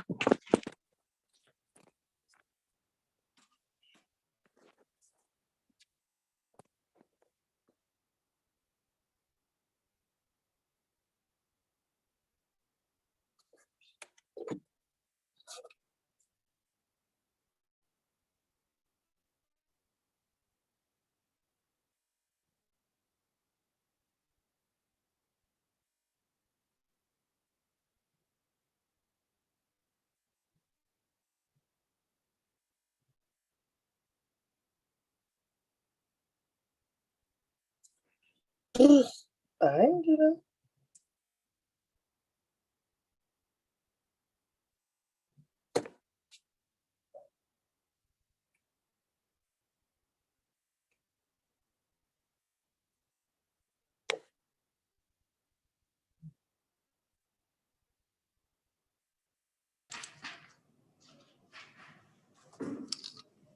All right, Miss Millentree, let me see where's Mr. Stanley? All right, I prompted him to return. Say, Judge, Yes, ma'am. you know what? Mr. Kirk Knowles just said something about someone recording. Yes, ma'am. I have you on live on my pad, but I don't, it has like a REC, so what is that? Well, I'm recording. I'm recording Okay, good. proceeding, That's not me. but on YouTube, it says there's a warning that you shall not record the proceeding. I'm not recording. Good. That you could be held in contempt of court. And those So things. that's you. Yes, I'm recording. Yes, I'm recording Okay. at the court. Right. All right, Stanley, I'm going to ask you to unmute. Your Honor, we're asking that Mr. Stanley be placed on the docket status due to the fact Mr. Cox was the one who was handling this matter. Mr. Wardyke hadn't had opportunity to look at the offense report. Therefore, I ask that you give us an opportunity to sit back and talk to Mr. Stanley before we proceed to trial. Judge, I believe if we could set it for a docket call, I think that would be sufficient. That would be the next natural setting for the case anyway. And we would ask that the plea deadline be extended to that date and see if we can reach some resolution. All right. So for record purposes, this is CR 2195, State versus Kenneth Ray Stanley. At the request of the parties, the court is going to set this for docket call. Are you available on April 1st, Ms. Millentree? Yes, John, I am. All right, court sets docket call on April 1st at 9 a.m. Mr. Stanley can appear via Zoom again that day. And Ms. Millentree, Mr. Abraham will have the court Zoom ID if you need that. And Mr. Stanley, you can get that from either the court or Ms. Millentree. All right, and so the only other issue that we need to take up, Mr. Stanley, is the court has signed conditions of your pretrial release that are associated with your bond in this case. So you executed a bond with a bondsman and you were released, and the court appointed Ms. Millentree to represent you, and the court has signed conditions of pretrial release that require you to report to the probation department, to pay fees, to reimburse the county for Ms. Millentree's services. It's going to require you not to test or to not violate the law, to not use any harmful substances, including marijuana, alcohol, K2, things of that nature. So, Mr. Stanley, I'm going to order you to report to the probation department here in Canton on Grove Street before 4 p.m. on Monday. They're closed on Friday, Saturday, and Sunday. So you can either report today before 4 p.m. or you can report Monday by 4 p.m. so that you can sign your conditions of pretrial release and be given a copy. Do you understand? Yes, sir. All right. Are you local? Are you a local resident? Athens. Athens. Okay. So the probation department is on Grove Street. which is just 2 blocks north of the courthouse. Okay. All right. So before 4 p.m., by 4 p.m. on Monday, you need to have met with your pretrial release officer and signed your conditions. All right. So if they report back to me that you don't show up before that time, then the court's likely just going to revoke your bond and put you back in jail. You understand? Okay. You're free to go. Thank you, Your Honor. Thank you, Ms. Melantree. Good to see you. Likewise.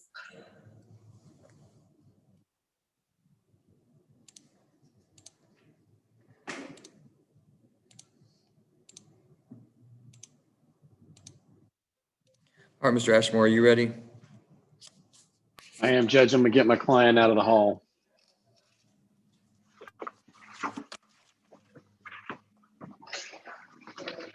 Come on.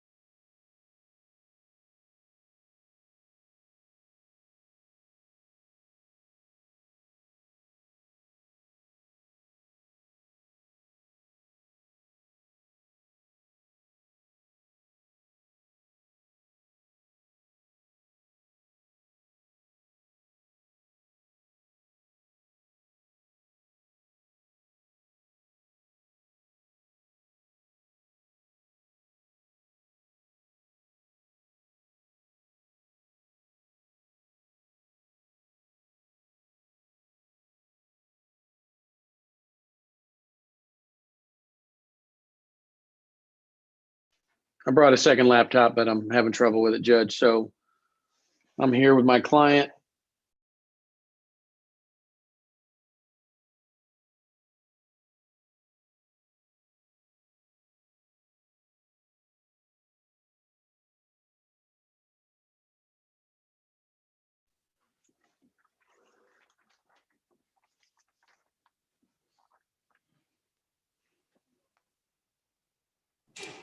All right, Mr. Ashmore, is this Mr. Crumpler? It is, Your Honor. All right, this is cause number CR 2154, State versus Eric Allen Crumpler, and I show that we were set for arraignment and plea today. Has he been arraigned at all on this charge? He has not been formally arraigned, although we read through the nature of the allegation previously and as well as today, Your Honor. Do you have the paperwork with you, Mr. Ashmore? Actually, I think the paperwork is on its on its way to you, Your Honor. Okay. Give me just one moment. Yes, Judge. All right, Mr. Crumpler, if you will, raise your right hand. I'm going to place you under oath. Oh, I've got the speakers on. Let's try that again. All right, Mr. Crumpler, if you will, raise your right hand so I can place you under oath. Mr. Crumpler, do you swear that the testimony you give to the court today will be the truth, the whole truth, and nothing but the truth, so help you God? Yes, sir. All right, you may put your hand down. Are you Eric Allen Crumpler? Yes, sir. Mr. Crumpler, are you a United States citizen? Yes, sir. Do you read, write, and speak English? Yes, sir. And have you ever been diagnosed with any type of mental condition? No, sir. In this case, you're represented by your attorney, Mr. Casey Ashmore. Are you pleased with his representation of you? Yes, sir. You feel like you've had enough time to talk with him about your case and have all of your legal questions answered? Yes, sir. And is there anything about the paperwork that you've read and reviewed that you do not understand? No, sir. And you're pleased with all the work that Mr. Ashmore has done for you? Yes, sir. Mr. Ashmore, do you believe Mr. Crumpler to be competent today? Yes, Judge. And you've explained to him his legal and constitutional rights? Yes, Your Honor. It appears that there's a plea agreement in this case wherein Mr. Crumpler, having been charged with the third-degree felony offense of obstruction or retaliation, would plead guilty to that offense in exchange for the state's recommendation of 10 years confinement in the Texas Department of Criminal Justice, with that sentence being suspended and him being placed on community supervision for 5 years, with restitution in the amount of $8,998.02, joint and several with Alexis Nava. In addition, there would be court costs of $290 and reimbursement fees of $840. Is that your understanding of the plea, Mr. Ashmore? It is, Judge. And yours as well, Mr. Crumpler? Yes, sir. All right, Mr. Crumpler, understanding that the range of punishment for a third-degree felony is not less than 2 years or more than 10 years confinement in the Texas Department of Criminal Justice Institutional Division and a fine not to exceed $10,000. If you understand that, then how do you plead to that charge? Guilty. Guilty. And Mr. Crumpler, are you pleading guilty to that charge because you're guilty of committing that charge, that offense? Yes, sir. Has anyone threatened you, forced you, or pressured you to plead guilty to this offense? No, sir. All right, the court will accept Mr. Crumpler's plea of guilt. Mr. Ashmore, any objection to the admission of States 1, stipulation of evidence?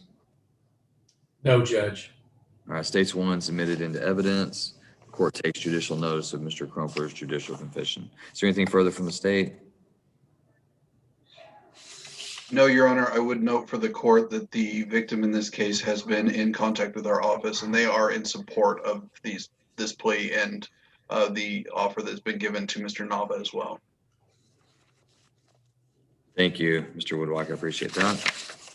Anything further from the defense, Mr. Ashmore? Just one thing, Your Honor. This is a young man who made a mistake, and the state of Texas has been gentle about it, you know, picking the middle of the damage model that they could have asked for in restitution, and given somebody who, you know, not that many chapters ago in my book and probably a lot of people's books, we all hit a tripwire. So we're appreciative of that, and we want nothing but success for this young man, and we appreciate the state working with us on that. The state would join in that. We want nothing but the best for both of these gentlemen. Thank you, counsel. Also, Judge, we need to follow up with the state's disclosure earlier that whether inadvertent or not, I am appointed on Mr. Crumpler's co-defendant's case. Alexis, my other client, came along second, Mr. Nava, and we have explained that there's a potential conflict of both clients. And if I need to be removed from that second case, I think that would probably be Mr. Nava's. But just so the court is aware, full disclosure has been given to both gentlemen, as well as, you know, the scope of this offer and the restitution amount, because that kind of makes the restitution amount very easy to calculate in the next case.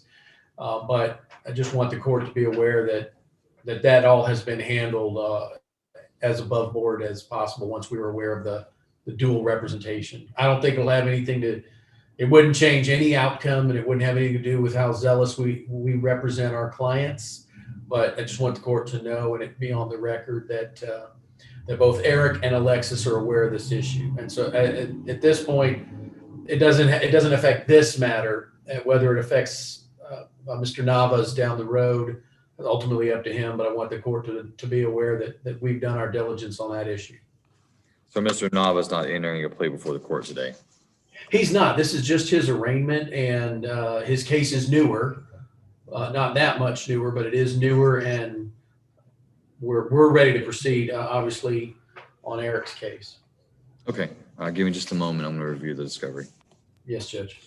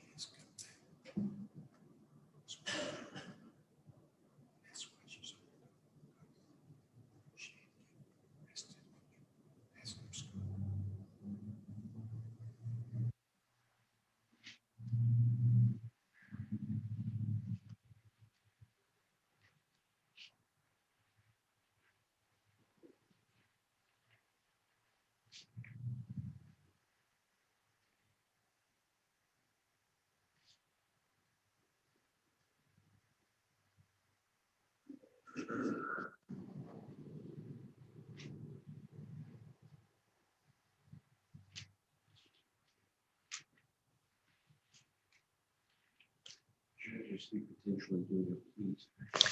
Just a moment. I'm in the middle of a plea right now.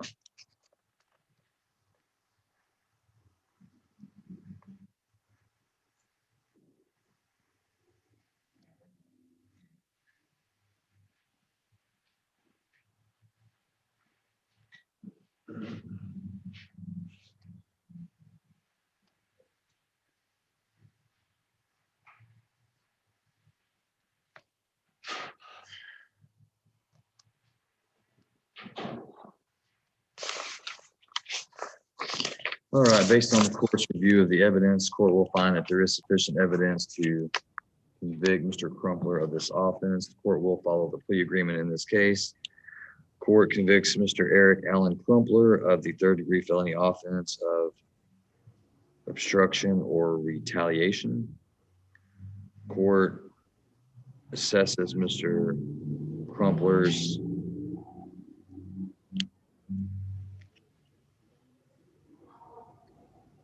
Judge, if I may, before we proceed, there is a victim impact statement on this case that is being forwarded to Ms. Taberham.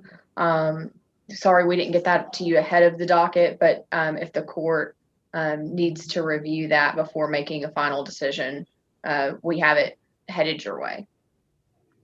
I want to discuss, is this a retaliation on account of the victim being a police officer? Yes, Judge, that is the allegation. All right, and I think I want to look at the statute again on that to just assure myself. It's been a while since I've reviewed the retaliation. Does there have to be an official investigation or anything going on at that time? Tell you what, let me take a recess. I'll be back with you in just a moment. Just short, it'll be very short.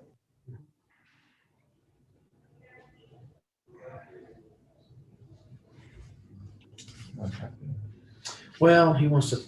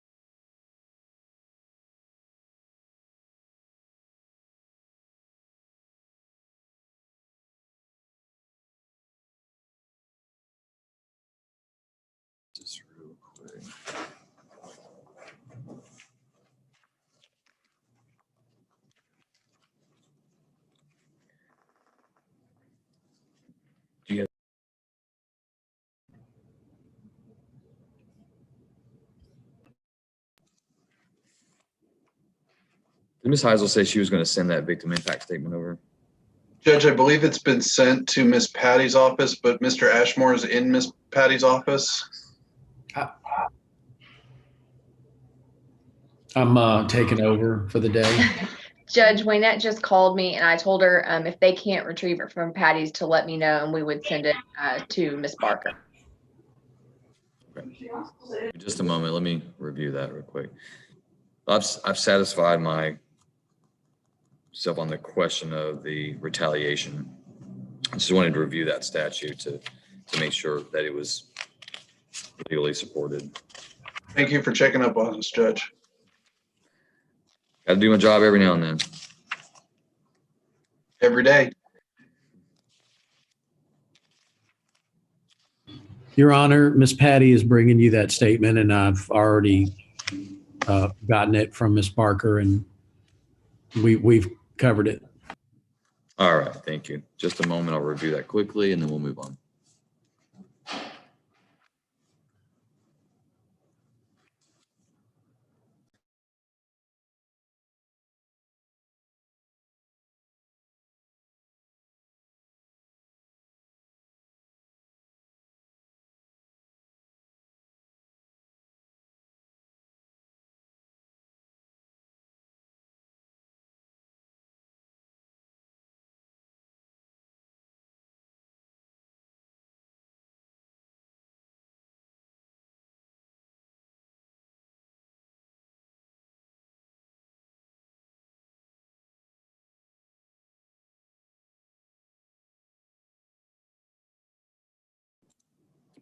All right, the court has reviewed the victim impact statement. Ms. Heisel, did you state earlier that the victim was in support of this plea agreement? Mr. Woodwhite did, Judge. I did. I've spoken with Deputy Hull on numerous occasions. He doesn't want the two gentlemen to go to prison, but he wants them to learn a lesson, and he is comfortable with these pleas. Okay. All right, then based upon the court's review of the evidence and the victim impact statement, the court will follow the plea recommendation of the state. Court hereby convicts Mr. Crumpler of the third-degree felony offense of retaliation. The court assesses punishment at 10 years confinement in the Texas Department of Criminal Justice Institutional Division. The court will suspend that sentence and place the defendant on community supervision for 5 years. The court will order restitution to be paid joint and several with co-defendant Alexis Nava in cause number CR 2185 in the amount of $8,998.02.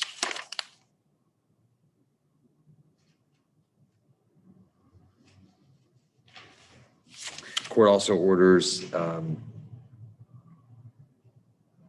$290 in court costs, $840 in reimbursement fees.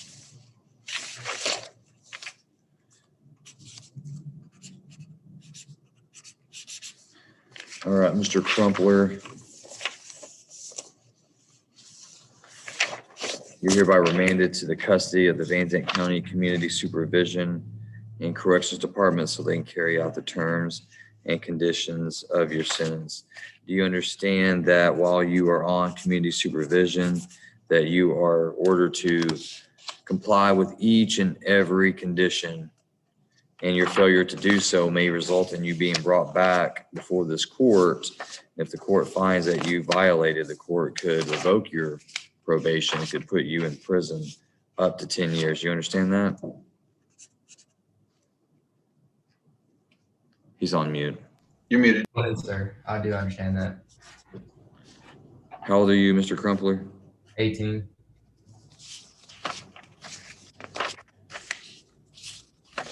Mr. Crumpler, you're awful young to already have a felony conviction in your life. So the seriousness of this offense is one that's not taken lightly by this court. I don't want you to think that community supervision or probation is a slap on the wrist, because it's not. You understand? Yes, sir. It takes a mature individual to take the probation seriously and do what they're supposed to do, yeah, it's easier to be locked up and just go to prison or go to jail and be told when to use the bathroom, when to eat, when to get up, when to go to sleep, when to go outside. You understand that? Yes, sir.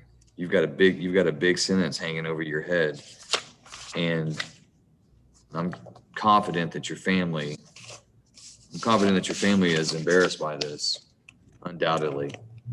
I'm confident also that your family does not want you to be in prison. Yes, sir. So it's time to grow up. It's time to become a man.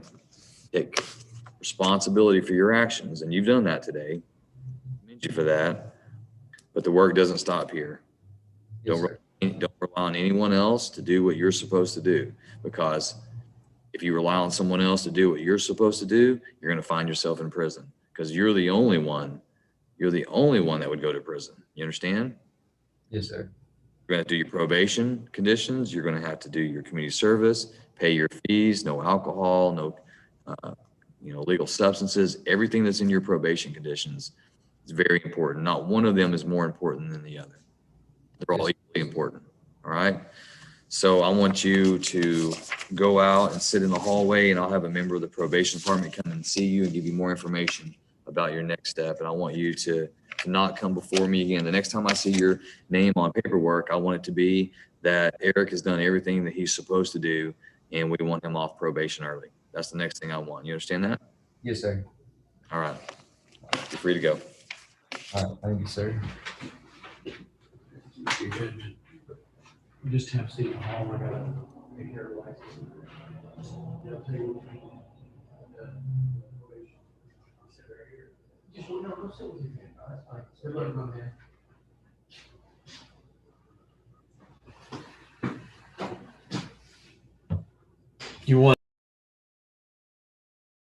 Judge, you have a minute to go on Mr. Nava? Can the court get that handled? Yeah, we have time. I need just a moment, Mr. Ashford. Yes, Judge.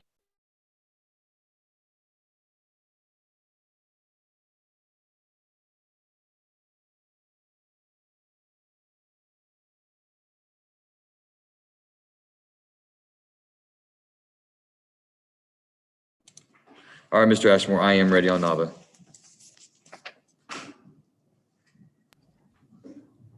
We're bringing Mr. Nava in. Okay.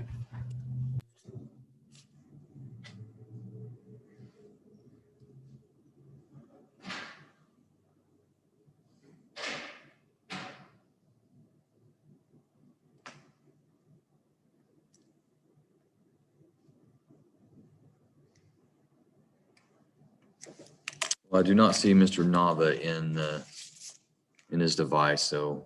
I'll call him. Mr. Adams, are you ready? Morning, Judge. We are ready to go. Good morning. All right, Ms. Toon, if you will, raise your right hand so I can place. Ms. Toon, do you swear that the testimony you give to the court today will be the truth, the whole truth, and nothing but the truth, so help you God? Yes, sir, I do. All right, make sure you speak up loudly and clearly. You can go ahead and put your hand down. Speak up loudly and clearly so that I can hear you, my court reporter can hear you, so we can take down everything that's said, okay? Yes, sir. Are you Savannah Michelle Toon? Yes, sir. Are you a United States citizen? Yes. Do you read, write, and speak English? Yes, sir. And have you ever been diagnosed with any type of mental condition? Yes. Borderline schizophrenia and bipolar. I'm also, I have the typical stuff, anxiety and depression. But other than that, no. Okay. Are you currently undergoing any type of treatment or on medication for any of those? No, we had a house fire and the medication that I was on burnt up. So I have to go back and get some more. Is it your intention to be on medication for those? Yes, sir. I believe it would help me. All right. But you're not on any type of medication today? No, sir. When's the last time you had medication? It was back in February. The house burned down February 10th. So before then I was still on my medication. So almost a month ago. Yes, sir. The The fact that you haven't been on your medication for almost a month, do you feel like that is in any way affecting your ability to understand everything that's going on in your case? No, sir. I still understand everything that has gone on, and I understand what I've been charged with and things like that. Okay. And in this case, you're represented by your attorney, Mr. Mitch Adams. Are you pleased with his representation of you? Yes, I am. Do you feel like you've had enough time to talk to Mr. Adams about your case and have all of your legal questions answered? Yes, sir. Is there anything about the paperwork that you've read and signed that you do not understand? No, sir. All right, Mr. Adams, have you explained to Ms. Toon her legal and constitutional rights? Yes, I have, Your Honor. And do you believe her to be competent today? And have you seen any evidence of anything that would concern you regarding her mental competence today? Your Honor, I have no concerns. Ms. Toon and I have conferred and visited on several occasions about her case during the course of my representation. I've never had any inclination or question as to her mental competency. I believe that she is legally, mentally competent. Thank you, sir. All right, Ms. Toon, you are charged.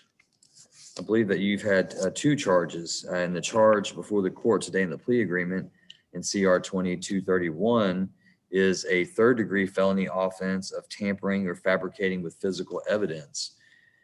That offense carries a range of punishment of not less than 2 years or more than 10 years confinement in the Texas Department of Criminal Justice Institutional Division and a fine not to exceed $10,000. Do you understand that full range of punishment? Yes, sir, I do. And it appears that the plea agreement in this case is that you would plead guilty to that charge in exchange for the state's recommendation to the court that your punishment be assessed at 10 years confinement in TDC, but that sentence be suspended and you placed on probation or community supervision for 4 years with a $3,000 fine. And the state would also dismiss CR 2230, which I believe is an aggravated assault with a deadly weapon. Is that your understanding of the plea agreement, Mr. Adams? That's correct, Your Honor. Yours as well, Ms. Toon? Yes, sir.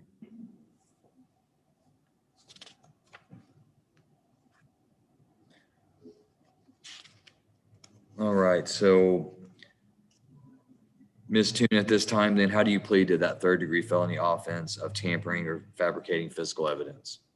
Yes. And Ms. Toon, are you pleading guilty to that charge because you are guilty of committing that offense?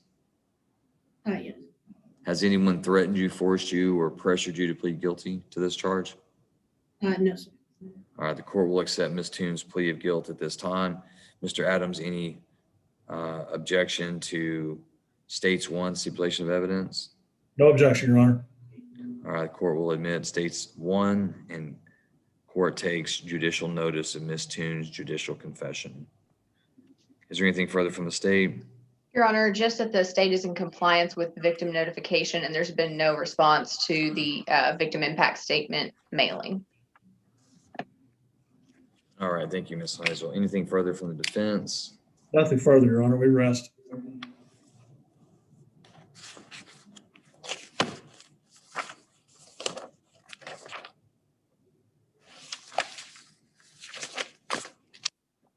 All right, I'm going to review the evidence briefly.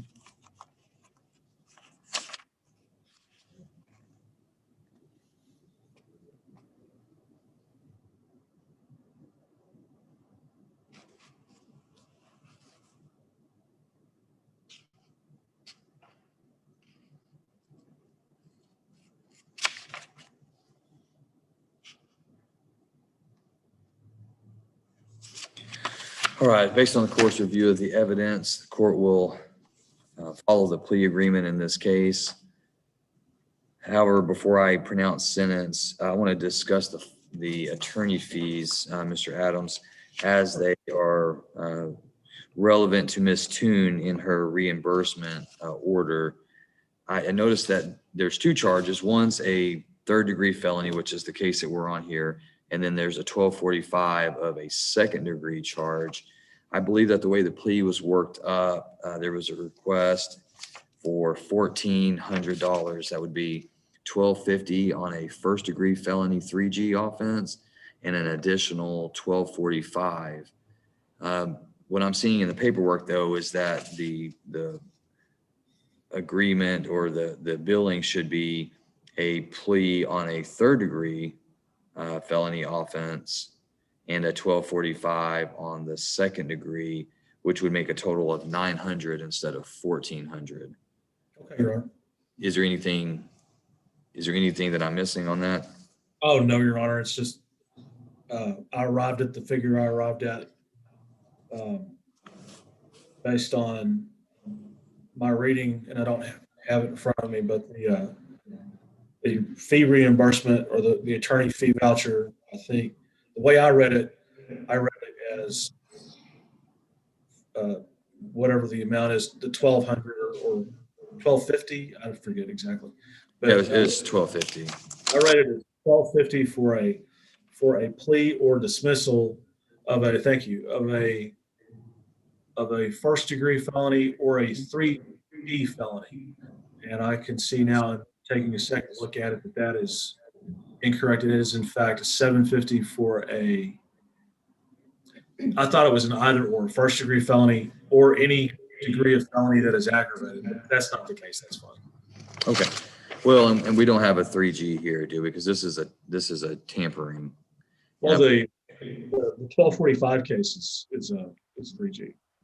Right, but the 1245 case is not a plea. It's a 1245. So it would be a plea on this F3 felony. And if it were the other way around, I believe that if she were pleading guilty to the aggravated assault deadly weapon 3G felony, I believe that would be supported. But so I think that would change the reimbursement fees for Ms. Toon from $1,490 to $990.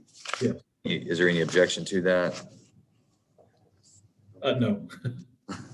I'm not. You can tell me. No, Your Honor, that's fine. Life's too short to worry about $500. Okay. So I'm going to make the changes on the judgment. All right, Ms. Toon, the court hereby convicts you of the third degree felony offense of tampering or fabricating physical evidence. The court, following the plea agreement, assesses your punishment at 10 years confinement in TDC. The court will suspend that sentence and place you on probation or community supervision for 4 years. The court assesses a fine of $3,000. Court dismisses under section 1245 of the Texas Penal Code, CR 20230, aggravated assault with a deadly weapon. Court orders you to pay reimbursement fees of $990 and court costs of $290. Ms. Toon, have you been on community supervision before, probation before? Yes, sir. You have? Yes, Did sir. you successfully complete your probation or were you revoked? No, I successfully completed it, sir. All right, and was it for a felony offense? No, sir, it was for a misdemeanor. So you understand the obligations that you have on probation and you understand how probation works? Yes, sir.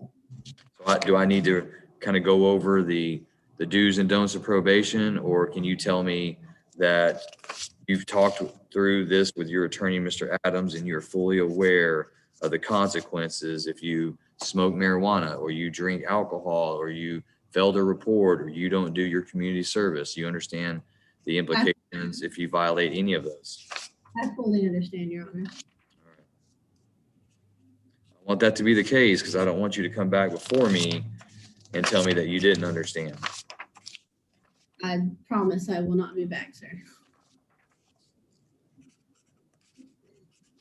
All right, Ms. Toon, you're hereby remanded to the custody of the Van Zandt County Community Supervision and Corrections Department so they can carry out the terms and conditions of the sentence. I'm going to have you step into the hallway and I'll have a member of the probation department come and visit with you and give you more information about what to do next, okay? Okay.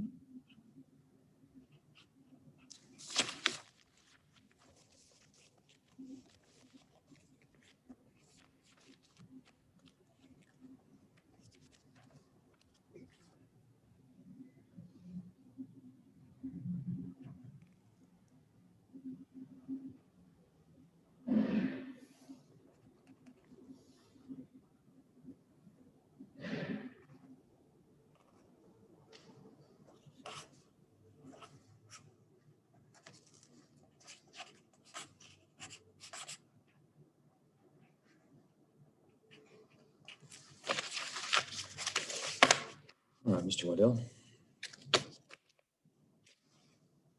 Sure. For Ms. Toon. All right, Ms. Toon, you can step out into the hallway. Thank you. All right, Mr. Adams, do you have anyone else on this morning's docket? Not this morning, Your Honor. I've got a couple this afternoon as well. Okay. Yeah, you do. Okay. All right. We'll see you this afternoon. Appreciate you.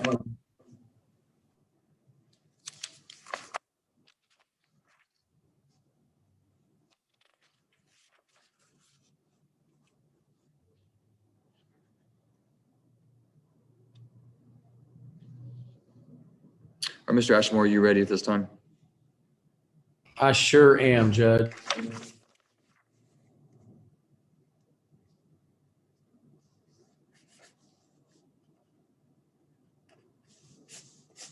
All right. Who are you ready on?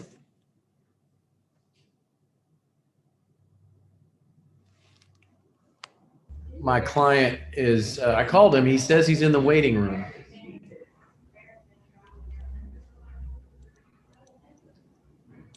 See, in my waiting room, I don't have anyone in my waiting room.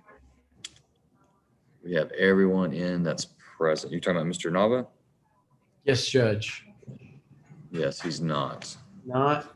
He was earlier and, you know, I brought him in. Yeah. We had trouble doing a share screen, so we did a quick FaceTime. Hey, Mr. Nava, the court needs you. Are you back in the Zoom? Oh, can you get back in the Zoom? Go back to the Zoom link and get in there. We're ready for you, sir. Okay. All right. We had a little misunderstanding. Sorry, Judge. No problem. Yeah, he's en route. All right, while he's doing that, State, I want to make an announcement on CR 20-365, State versus Steve Leonard Simmons. Court has received information that Mr. Simmons is incarcerated in Doña Ana County in New Mexico. So, and I've not seen Mr. Stevens, so I'm just going to set Mr. Simmons' arraignment again on April 1st, and we'll get a status of his custody. There may be an extradition occurring for Mr. Simmons. So we'll check back on that on April 1st. Thank you, Judge. Mr. Nava.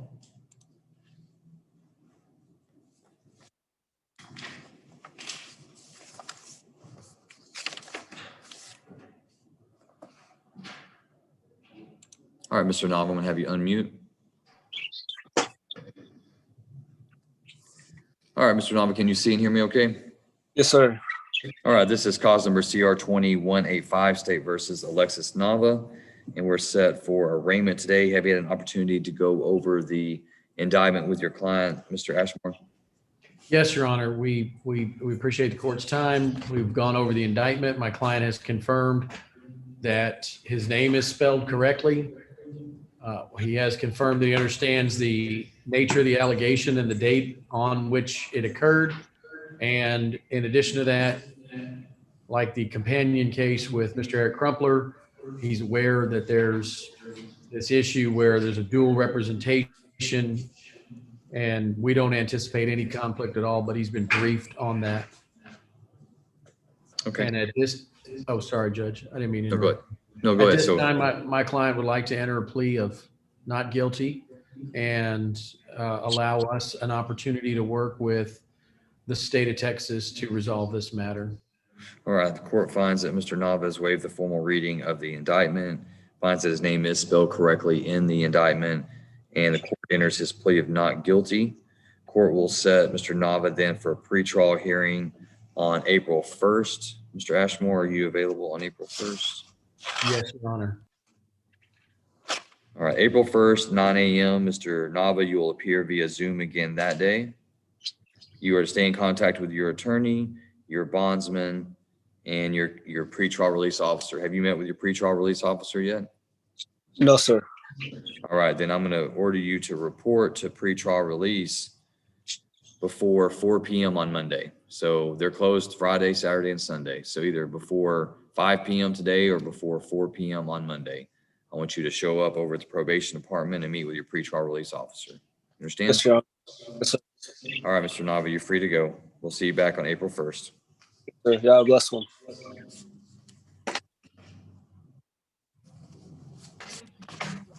think that's it for me this morning, Your Honor. May be excused. Can you tell me about Mr. Clifton Thomas again?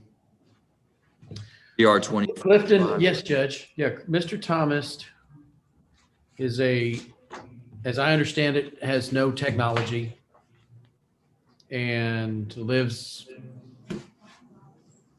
in a home, a residence with no technology. So we did contact Ms. Tabram, and she gave us mother's contact information, which he put, as I understand it, on his pretrial release contact information.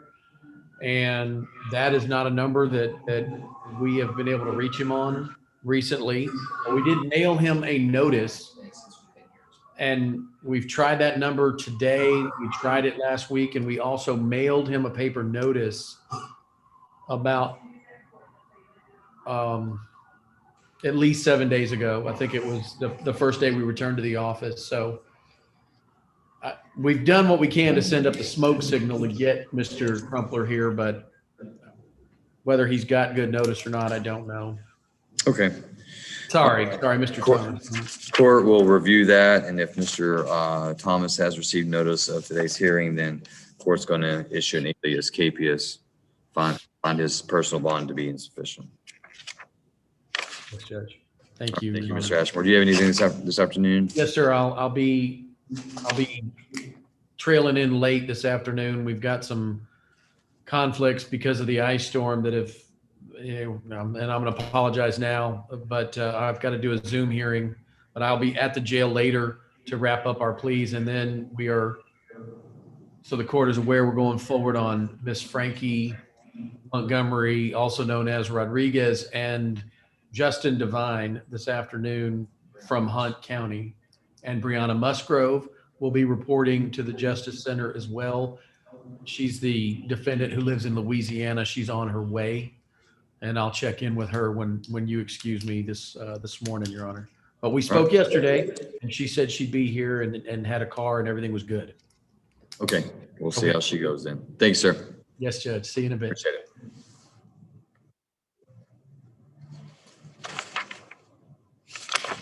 All right, state. So at this time, it looks like we have 4 that have not shown up. Joseph Holloway, CR 1416. April Proctor, CR 15104.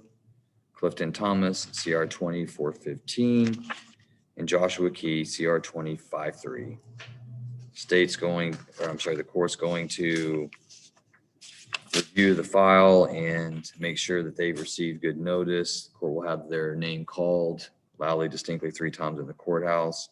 And I'll check with my coordinators to see if anyone's tried to log in. If they have not, then the court's going to move forward with the alias capiases, and anyone who has a bond, court would issue a judgment nice. I think all of these are personal bond individuals though, except for maybe April Proctor. So Ms. Abraham will let Ms. Abney know if we need any judgment nice. Thank you, Judge. I think that will conclude us for this morning. And I guess I'll see you all at 1:30. Sounds good, Judge. Thanks. Thank you. Appreciate you very much.